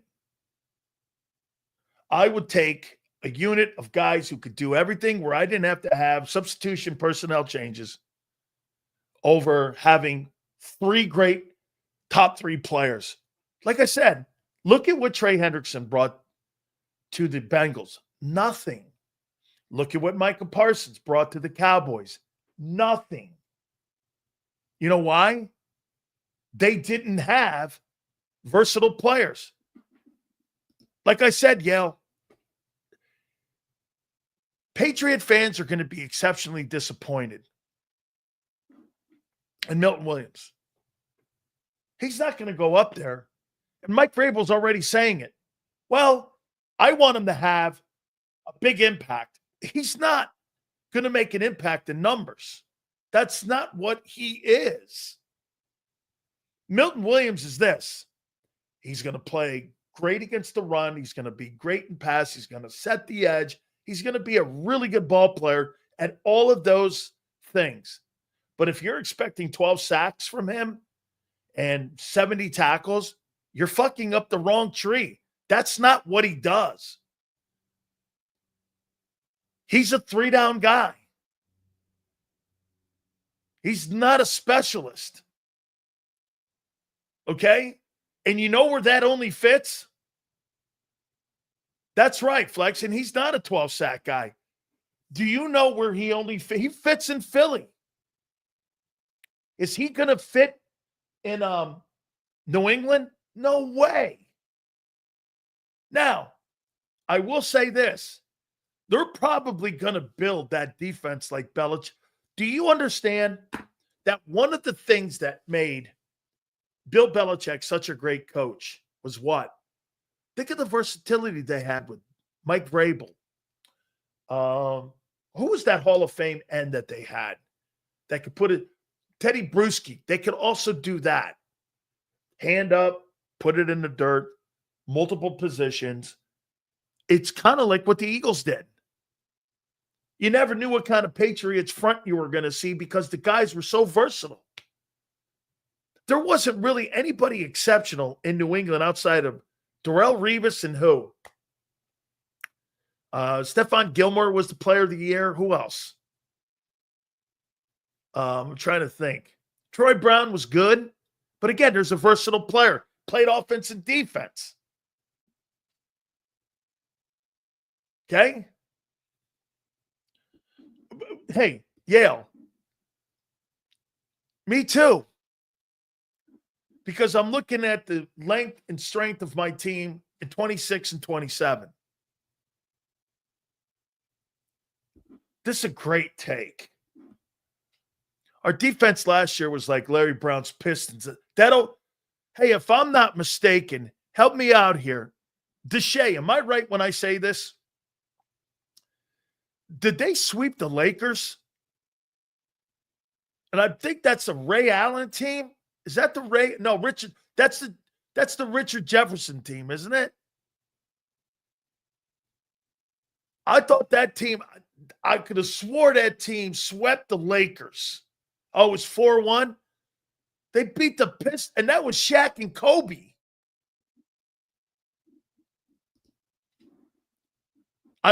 That's right. This kid's going to rush. Kimberly, put his tape on. Yeah, that was a defensive basketball team that he had no Ford, Larry Brown. I mean, it was a modern day, like, bad boys, but they were just better perimeter shooters. Early games were competitive, but they blew that series open when the Lakers quit. Yeah, the Lakers got down. After they got down 2-1, it was over. And they ran them off the floor. They were so physical. that old Ford Pistons team. Really, I mean, that was Shaq and Kobe they were killing. I mean, I actually like that team. Rip Hamilton, that's it. Chauncey Billups and Rip Hamilton. That's right. That was really a great team, man. Okay?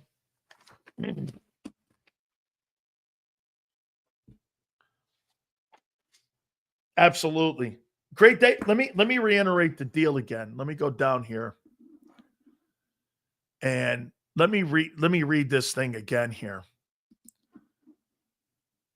And let me go to Xander's here. Unbelievable. The Eagles declined Bryce Huff's $15.58 fully guaranteed option bonus and turned it into base salary. The Eagles then turned the $9.05 million of that base salary into a bonus. They gave it to him.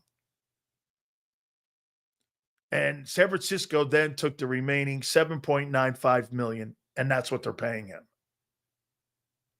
The Eagles saved $7.95 million in cash and created north about $15.3 in 2005 cap space.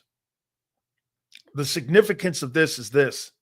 San Francisco will inherit the final 2 years of Huff's deal, owing him $7.95 in cap this year. It's a great day. You created an option when it came to cap space. And on top of that, you got rid of a shitty salary. That's why that guy gets it done, man.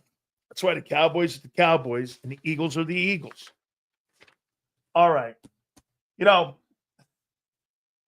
Usually when you watch a guy signing books like Barack Obama or like Bill Clinton, and there they are over at Barnes and Noble, they're out there. It's like, signing. What sounds right? Barack Obama, Bill Clinton, and then there's the Philly Godfather. He's signing books. This guy's got books all over the place. I mean, it's the #1 book right now on Amazon for like mob books. And I love the fact here, man. My favorite part of his book right now is this is what every time I see Philly Godfather, I think of this. Look, I'm up to my neck in sand. I'm sweating my baguettes off in Yuma, Arizona. Hey, kind of tough to take those bricks of pot over the Trump wall now, I would imagine. If Philly Godfather would be looking at it going, hey, do you think we can get a drone over that thing?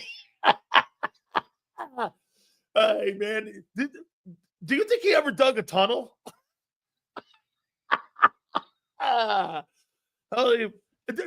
it. When I think of the Philly Godfather, Sills, do you think he dug a tunnel in Yuma, Arizona, going over to the Mexican border? Would I put it past him? Probably not. Do you think he's ever had 3,300 pounds of pot in front of him looking at it, and they were in ammunition cans? Yeah, I wouldn't put that past him. I don't know where I ever saw this, but you ever want to know how Mexicans get the pot to come across the border? It's called vacuum packing. Never seen anything like it. Not that I know. Maybe, he can give me some insight into this. I don't know. So vacuum pack, 25. Maybe I should shut the hell up. Find out what the book's doing.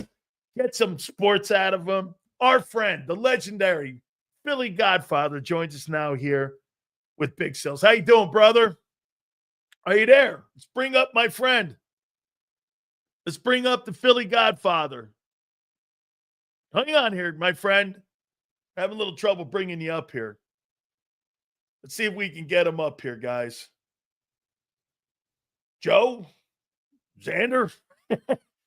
Can we bring him up? All right.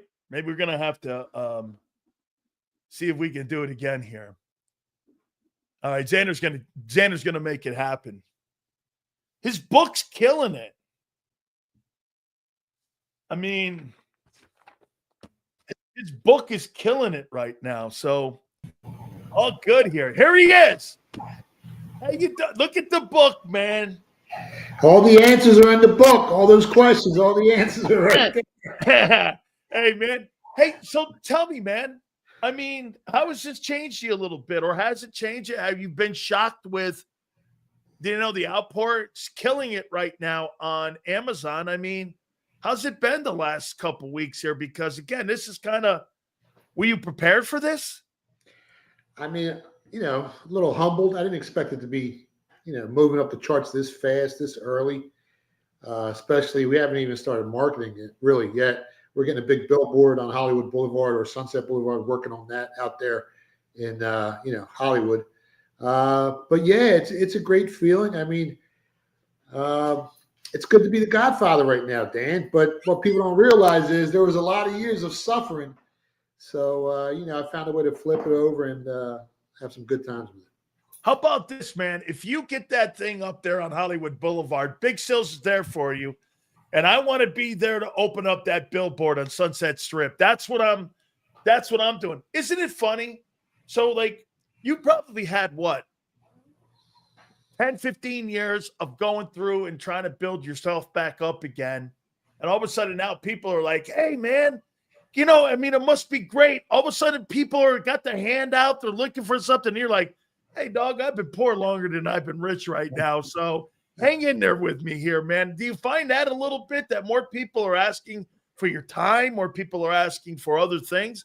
Because when I got Godfather, when I got signed, I had family members I never heard of. Okay, all of a sudden, hey, Sills, you got tickets? I want to go to the Giants. I'm like, wait a minute here. We got Super Bowl tickets. I'm like, hey, what are you doing here? I mean, do you find that now?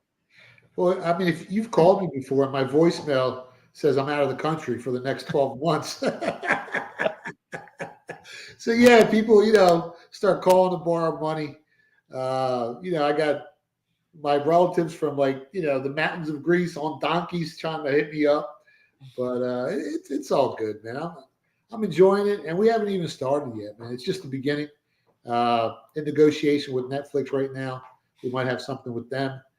And then the movie next year, we're going to start working on that real hard. And you're going to be that motorcycle gang member right there. I got a part for you. But it's fun. I'm enjoying it. A lot of ups and downs in my life. Book's doing great, like you said. Debuted #1 on new releases on Amazon. Right now, it's top 50 in organized crime. I think top 40 in white-collar crime. There's street crime in there. There's a lot of crime in that book, Dan, just so you know. But it's it's a fascinating life. And I kept out, one of my favorite stories I didn't even put in the book is about an NHL hockey player that wanted to be a bookie. And I'll tell you about that, in private. But I kept that story out. I wanted to put it in there, but I had told him I wasn't going to put it in there, so I didn't. I kept my word. How about this? Are we going to see any booty boat like we saw with Stephon Diggs? Are we going to be promoting it with the book, and we're going to have one of those big parties down in South Beach?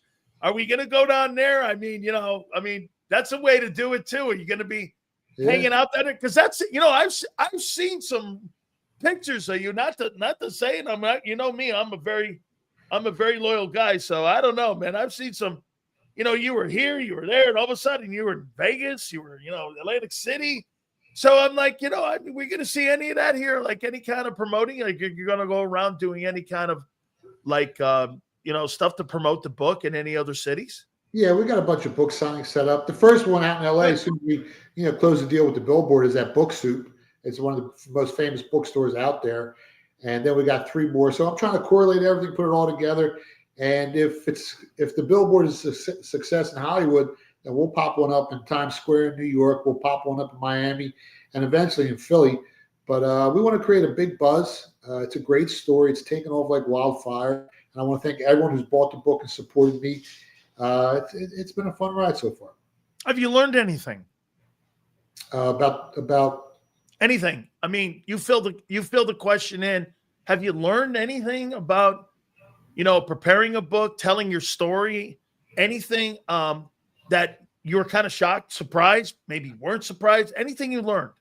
Well, I learned that if you want to do it right, you got to do it yourself. At first, I hired a ghostwriter, and we got in a big fight, and I paid him. I told him, just get away from me, man, before I get upset. I was really upset because he wasted about 8 months of our time, took some money. I didn't really care about the money, but it was the time that really bugged me. So then me and my son, went to work, man. We wrote about 95% of the story. We salvaged about 5% of what he wrote. But other than that, man, it took a lot of work. I was up till 4 a.m. trying to put this thing together. And and every time you go back, you see something you want to change and you want to make it better. And that was going on for a while. But eventually you got to say, you know what, this is it. This is as good as it gets, because you can always go back and keep changing stuff. And it's worked out. I think it's a really good book. We've gotten great reviews. I learned how to write a book. 10 years ago, I couldn't write a paragraph, but now I think I can write, a pretty damn good book. It was a great learning experience. I never went to school, dropped out in 9th grade, but I learned a lot writing the book. I learned a lot about myself and, structure, readability, format. The grammar's still not that good. We use software. Then we had a real sharp guy do the final edit. Because, grammar's like a skill, like laying tile or doing sheetrock. You got to be doing it for years to be really good at it. And the guy was a professor at Villanova, so good guy. He's the guy that wrote the original Philly Magazine article, Michael Bradley. Great guy. He did the final edit. Love him for it. And we're here, man. We're here. How many times did you find yourself doing this? Oh, yeah, I forgot that story. Let me plug that in. Hang on, let me do that. No, you know what? That doesn't come off and land right, because I've learned one thing about writing, and when you're writing a script or anything you're trying to prepare for a show, and you kind of want to go off cliff notes and stuff like I do for my show every day, for me, it's like, it's where it lands. Was that the bigger issue? Like, you had it in your mind on that story, but putting that down and making that transition to putting it down on paper, that's always more difficult because, again, you had the visual of seeing it. How hard was that to put that in your story down on paper? And did you find yourself wanting to change it all the time? I changed it a lot, but what I figured out was, first you got to start with all the pivotal moments in your life. Boom, boom, boom, boom, boom, boom. Then you got to put them in chronological order. Boom, boom, boom, boom, boom. Then you got to morph the stories together.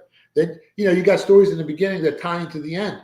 So you got to do all that. You got to make sure that all ties in. Then you got to make sure the dates are right. Then you got to make sure, there's so many moving parts. It's like a 2,000-piece puzzle, and you just, filling in pieces, and eventually when it's done, you feel really good about it.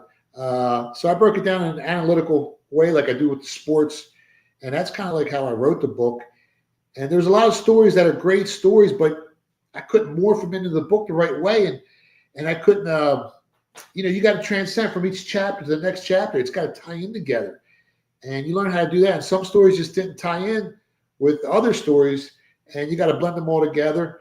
The movie, I think, is going to be a lot easier because we can tell more stories. If we get the series, you can tell almost everything. We got so much content.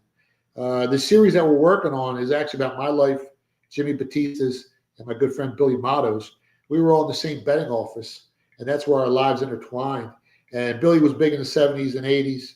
Jimmy Batista, obviously, everyone knows who he was, front page of the Daily News and every newspaper, and in every city in the country was, paying off the referee, Tim Dunahee, and then my life. So the series actually is going to be better than my book, I think, because it's 3 different lives morphed together. And as good as my book is, now you got 2 other, people in it. It's just going to make it better. So I'm excited, Dan. I'm really excited. I know Tim Donaghy. And Tim Donaghy is he's like, I get him on for like NBA conversation every now and then. He lives in Orlando. Yeah. And I had a combo with him about, dealing with, the mob and all that. And I'm like, the NBA doesn't want him at all making comments, but how prevalent do you think that still is in sports today? Do you think that it's harder to do now? Do you think the NBA? Because I would think point shaving, because you don't have to lose a ball game to throw a game.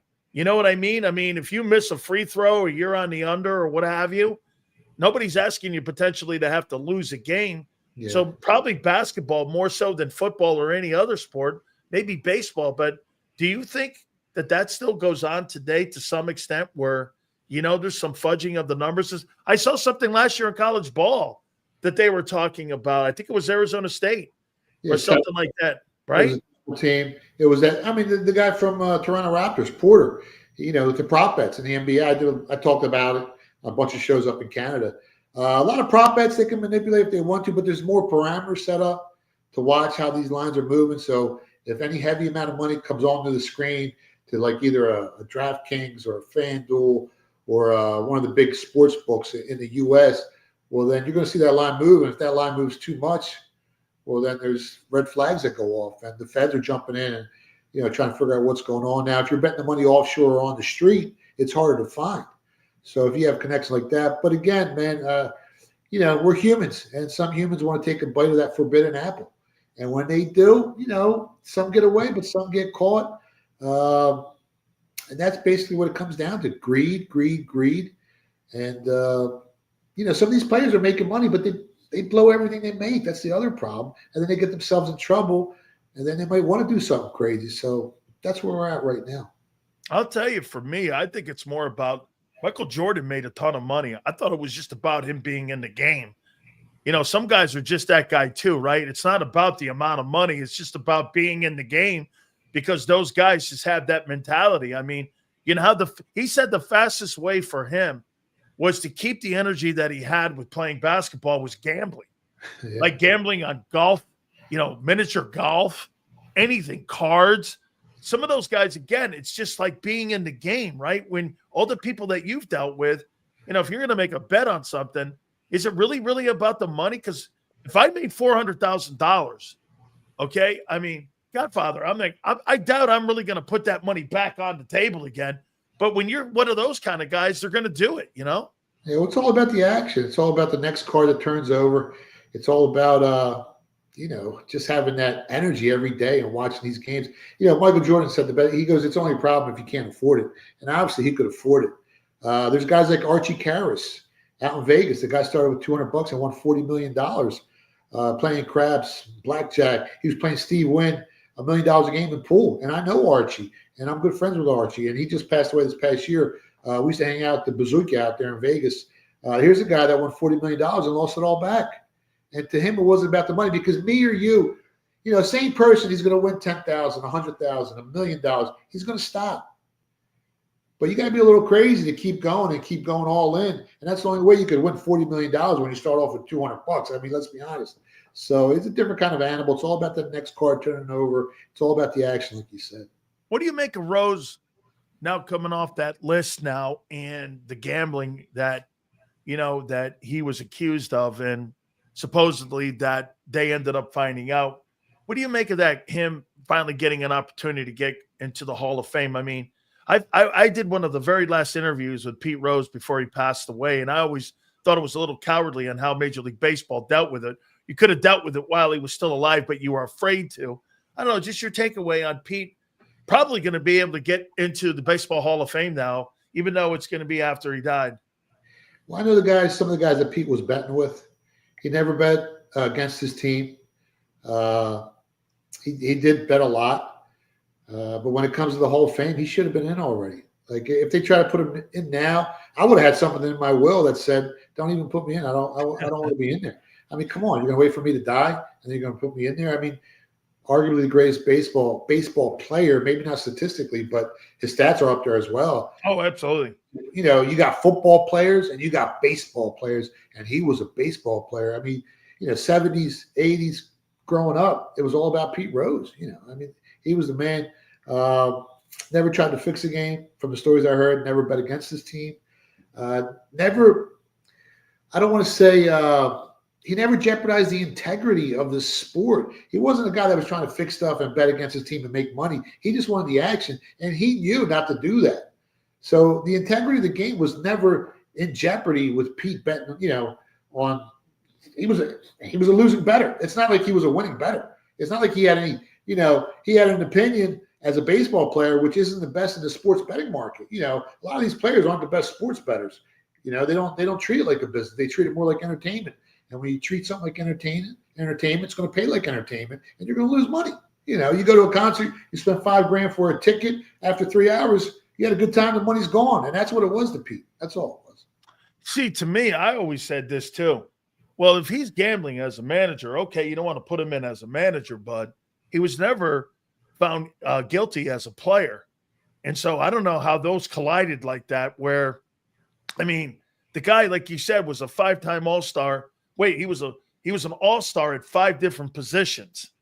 And you're telling me, and you're talking about the all-time hit king, and I'm sitting there going like this. Okay, well, he didn't and was accused of gambling when he was a player. He probably did. But again, I mean, all those issues came down. Yeah, who didn't, Dan? Who didn't? A lot of No, players. absolutely. And he was a winning baseball player, but a losing sports bettor. That alone tells you the integrity of the game was never in jeopardy. You know, or else he would have made millions betting on sports. All right, I got some sports questions for you here. If you had to put money down for your preseason favorite for MVP for the NFL, who would be your top 3 dudes that you would put in that conversation? Number 1, I already bet it. Josh Allen. Josh Allen. All right. Number 1. Go ahead. I bet the Buffalo Bills to win the Super Bowl already, 7-1. Holy cow, Buffalo Bills. You got them? Who are they playing? I'm lifting the curse. I'm lifting the curse on that city. They've suffered long enough, and I'm going to lift the curse just like I lifted it. With OKC, we got OKC futures I gave you guys before the season started at 750 during the NBA championship. On this side, Eagles still the odds-on favorite. Lions are really good when healthy. They were missing a bunch of guys last year in the playoffs, or else they probably would have ended up in the Super Bowl. San Fran got better. Packers are there. Commanders are really, really dangerous. I like the Bills. I haven't bet the NFC side yet. I'm waiting. But if I had to lean one way, probably Detroit Lions. Detroit versus the Bills. Talk about fan bases. So as of right now, he bet the Bills. You're still going through looking at either Commanders, I would say, listening to you, Eagles, and Lions. Those 3 teams you have to still do some work on. Is that what you're saying? Yeah, and it's hard to bet the Eagles because, in the NFL, it's so hard to repeat. Unless you got the refs and the NFL lean like the Chiefs had for a few years. Now that gig is up. They finally realized we can't keep helping this team. The gig's up. Everyone's talking about it. So, it's hard to repeat. It's hard to keep winning Super Bowls in back-to-back years. So it's going to be difficult for the Eagles. Not saying they can't do it because of the organization. People talked about Jeffrey Lurie for years, and I always said, listen, he's getting us there. And then in 2017, we won one, and we won one again last year. And it's not easy to do. Winning Super Bowls for forever was Tom Brady, Peyton Manning. There was only a few quarterbacks that were winning Super Bowls. Now Philly did it last year. But, yeah, right now Detroit Lions are leaning towards them a little bit. But on the AFC side, I love Buffalo. You look at their schedule. They got 3 50-50 games against the Eagles, Chiefs, and Ravens, I think it is. And the rest, they're going to be favored in every game. Maybe week 12 against the Texans at Houston might be a tough game. But here's a team that can win 14 games next year, maybe even more. They play in probably the weakest division in the AFC. I bet them to win the AFC East minus 240. I love the Bills next year, man. What do you make of the Bucs? They're good. You can get them, I think, like 18-1. They got better. They should win their division. I forget what their odds are to win their division, but they're probably going to be the favorite to win that. The Lions, when healthy, are just, to me, the best team in the NFC, man, when they're healthy. How about this? I made this comment today, and you tell me if you're subscribing to it or you think that I'm wrong on this. Because, look, I've said this all the time about you guys. The guys that put the money down and make the bets are the greatest analysts there is, because I'm just good at opinion. When you got guys putting bags of money down, that's the guys putting their balls on the line. Okay, so I said this about Kansas City. I don't know what it is, but I look at KC and I go, I don't see it. I see 8-9 wins off that team. I think the Chargers got better. I think you got a team out there in Los Angeles with that Justin Herbert now with Jim Harbaugh. I think they're going to continue to get a little bit better. I mean, I don't know. I know they got him, and I'll put this last year, and you'll know this better than anybody. Kansas City was 12-0 in one-score games a year ago. Do you really think they're going to duplicate that again, especially with an older football team? I don't think so. And if you go back to those 12 wins and you see the disparity in the way the penalties were called, that wasn't a conspiracy there. That was real. But the difference obviously is Patrick Mahomes, Andy Reid, Spags. They'll add 3-4 wins to that team. with those three guys combined. That's how good they are. And Mahomes is, he's still an amazing quarterback, one of the best I've ever seen. Not better than Tom Brady, but, he's as good as it gets in this day and age. But the Chiefs, they got great management. It's like a great business. You want a great business, you got to have a great CEO, a great manager, a great team. And they have all that. And, you're not going to fool those guys. All right. I wrote these 5 teams down. And you tell me if you got 5 different teams when it comes to college football. I won't do top 10 on you, but here's and I filled out my ballot for the top 25 teams this morning, and I'm going to give you my top 5, not top 10 here. I got Texas 1. I've got Penn State 2. I've got Ohio State 3. And you know what? I went back and I'm going to ask you something on that because I see you smirking on James Franklin. 4, I got Georgia. And 5, I've got Clemson. Now, to your smirk, James Franklin against top 10 teams is 3-17. He's 4-16 versus Michigan and Ohio State. So I might want to recoup that one and maybe rethink that thing there, bud. Texas, Penn State, Ohio State, Georgia, and Clemson. Do you like my top 5? You know what's funny? I had a feeling you're going to ask me about college football.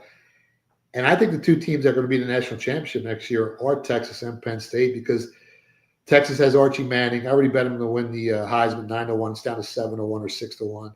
Penn State's got their quarterback coming back. I don't think Ohio State or Georgia has their starting quarterback coming back from last year. Oregon, Dylan Gibbs, I don't think they do either. Nope. Clemson, I think you can get them at like 16-1 right now. So they're probably like the 6th or 7th favorite to win it all. But I like Texas and I like Penn State, man. And honestly, I think Texas at plus 600 offers a ton of value, and they might be the team to beat. I haven't bet it yet. I'm still waiting. But Texas, to me, they're going to be hard to beat. But Penn State's right there. I agree with you. What do you make of LSU? I think you get like, 25-1 or 20-1. They're going to be good. They can surprise some people. I can't stand Brian Kelly, though. I'm just not buying him. You know what I mean? What did he do at Notre Dame? And what did he do at LSU so far? Ed Ogeron's been a better coach at Baton Rouge and LSU than what this guy's been so far. You can't win 9 games at LSU and think you're going to keep your gig. Nah, it's going to be hard to do that. And Michigan's right there, too. I put them in the class with like LSU, Michigan, Ole Miss, and even Miami, Florida. They're all like in the same, they're like the first tier is Ohio State, Texas, Penn State, Georgia, then Oregon and Alabama. Then you got the third tier with those teams. Am I cool putting Miami 10th? Yeah, I think so. I mean, I put the only reason I put UN because they got Carson Beck, and the only reason I put them over Ole Miss was because they lost their quarterback, and that's why I put UM at number 10. So, again, I'll read the top 10. Texas, Penn State, Ohio State, Georgia, Clemson, Notre Dame. Then I go LSU, Bama, and I go Oregon at 9, and then I go 10. I go Miami. I'll tell you what the odds makers have right now. I think they got Ohio State to be the favorite, which I don't agree with them at like 5-1. Then Texas at 5.5-1. I think Georgia's next at like 6 or 7-1. Penn State's right there with them at 7-1. Then you got Oregon, Alabama, Notre Dame, and I think it's Clemson. And then you got like the LSU and Michigan team. So that's who the odds makers have as favorites so far. Couple last ones here for you. All right. What happens in Game 6 between the Pacers and the New York Knicks? I mean, Halliburton was brutal last night. What was it, 8 points or something like that? He was terrible. How do you see that? I mean, do they extend it and send it back to the Garden, or do they close it out in Indianapolis? I mean, the Knicks can't go up there and get in a shootout. They're going to get their doors blown off. And the Pacers have won 72% of their home games this season, so they're hard to beat up there. But if they can slow the game down, limit possessions, make it ugly, make it like a war like the other night, they got a shot as 4-point underdogs. But I think Indiana closes it out. But if they don't, then they got to go up to New York. And as a road team, I think the Pacers are just 500 on the season, 20-20. So then anything can happen. So the Knicks got to get down and dirty, Slow the game down, limit possessions, or else if they try to run up and down the court with that Pacers team, they're going to get the doors blown out. Last one here. Let's just assume it's going to be Pacers and OKC. Who you got in the NBA Finals? I got OKC from the beginning of the year. They're probably the most underrated 68-win team in NBA history. Their average margin of victory this year is like 13 points. If you compare that with the Celtics last year, Celtics were at 11, and the year before the Nuggets were at +3. This team is one of the best teams I've ever seen in a while. And that's why we took them before the season started at +750. Now they're -750 to win the whole thing. So if you took that wager with me when I told you to bet it, now you can bet the other side and be guaranteed money. You don't even have to watch the game or the series. It's over. You're cashing tickets no matter what happens. You got +700 and +750 on either side. You can't lose. So, but OKC is the real team. They've had more blowout wins this year than I think any other team in the past decade. This team's for real. Number one offense. And what people don't realize is the Knicks have like the 20th ranked defense from the 3-point line. OKC's number one. So the Pacers ain't going to be putting up all those threes like they are against the Knicks. Put the book up, brother, so people can see it. There it is, right there, booked. Our good friend Philly Godfather, man, with one of the top mob books there is right now on Amazon. Make sure you can buy it on Amazon right now, right? Yeah, you go to Amazon. You can go to Barnes & Noble. You go to phillybook.com. If you go to phillybooked.com, I'll actually autograph it for you and then send it out. Amazon, they'll send it out the next day. Barnes & Noble, same thing. But no matter where you buy it, I guarantee you're going to love it, man. Absolutely. Brother, love having you come on this program, man. Thank you so much, my friend. I sent your book out there. You should get it any day now. Fantastic. I can't wait to see it, man. Thank you so much. I'll talk to you, Dan. Good luck. You got it. That is the Philly Godfather.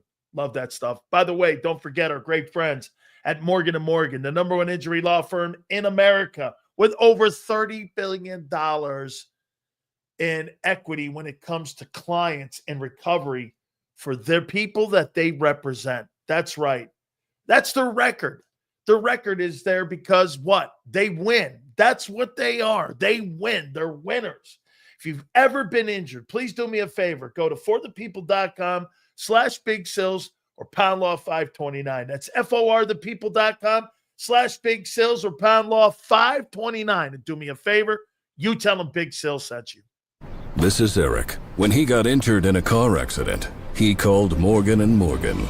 He not only gets a lawyer, he gets trial lawyers like Sam and Jessica who are in it to win it. He gets his own investigators with briefcases, leather ones. And if you ever have questions, our customer service folks keep things rolling. Injured? We're your army. Morgan & Morgan, America's largest injury law firm. Your financial future is on the line. Are you ready for what's next? At Leone & Company Wealth Management, we help young professionals, business owners, and pre-retirees navigate the complexities of building and protecting wealth. For young professionals, we'll help you grow your wealth, plan for your future, and make the most of your hard-earned dollars. For business owners, we provide strategies to protect your company, manage risks, and create a lasting legacy for both your business and personal wealth. For pre-retirees, we'll design a plan to secure your retirement, ensuring you can live comfortably and confidently in your next chapter. Whether you're just starting out, managing a thriving business, or preparing for retirement, we're here to help you take control of your financial future. The first consultation is on us. Get the advice you need without the cost. Let's make your financial vision a reality. Take the next step. Scan the QR code to schedule your free consultation today. And of course, go Birds.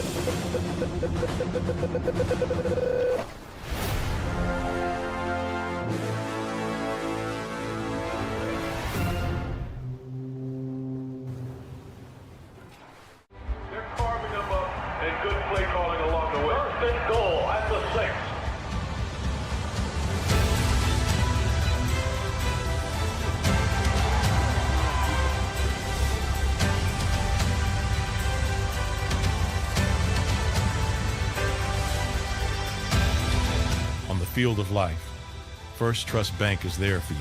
Champions on three. 1, 2, 3. Because Philadelphia dreams deserve a Philadelphia bank. In our hometown, we all look out for each other. We step up to keep our communities going strong. And at Independence Blue Cross, we're here to keep you going strong as the #1 health insurer in the region. No IBX is always looking out for you. EAGLES. Eagles.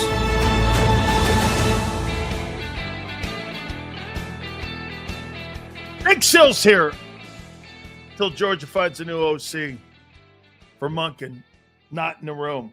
I got to play. Thank you, Kimberly.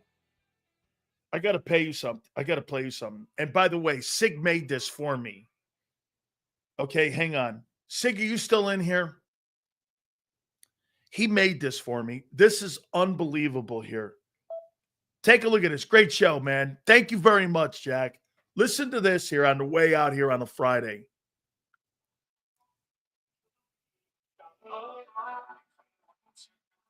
Okay, wait.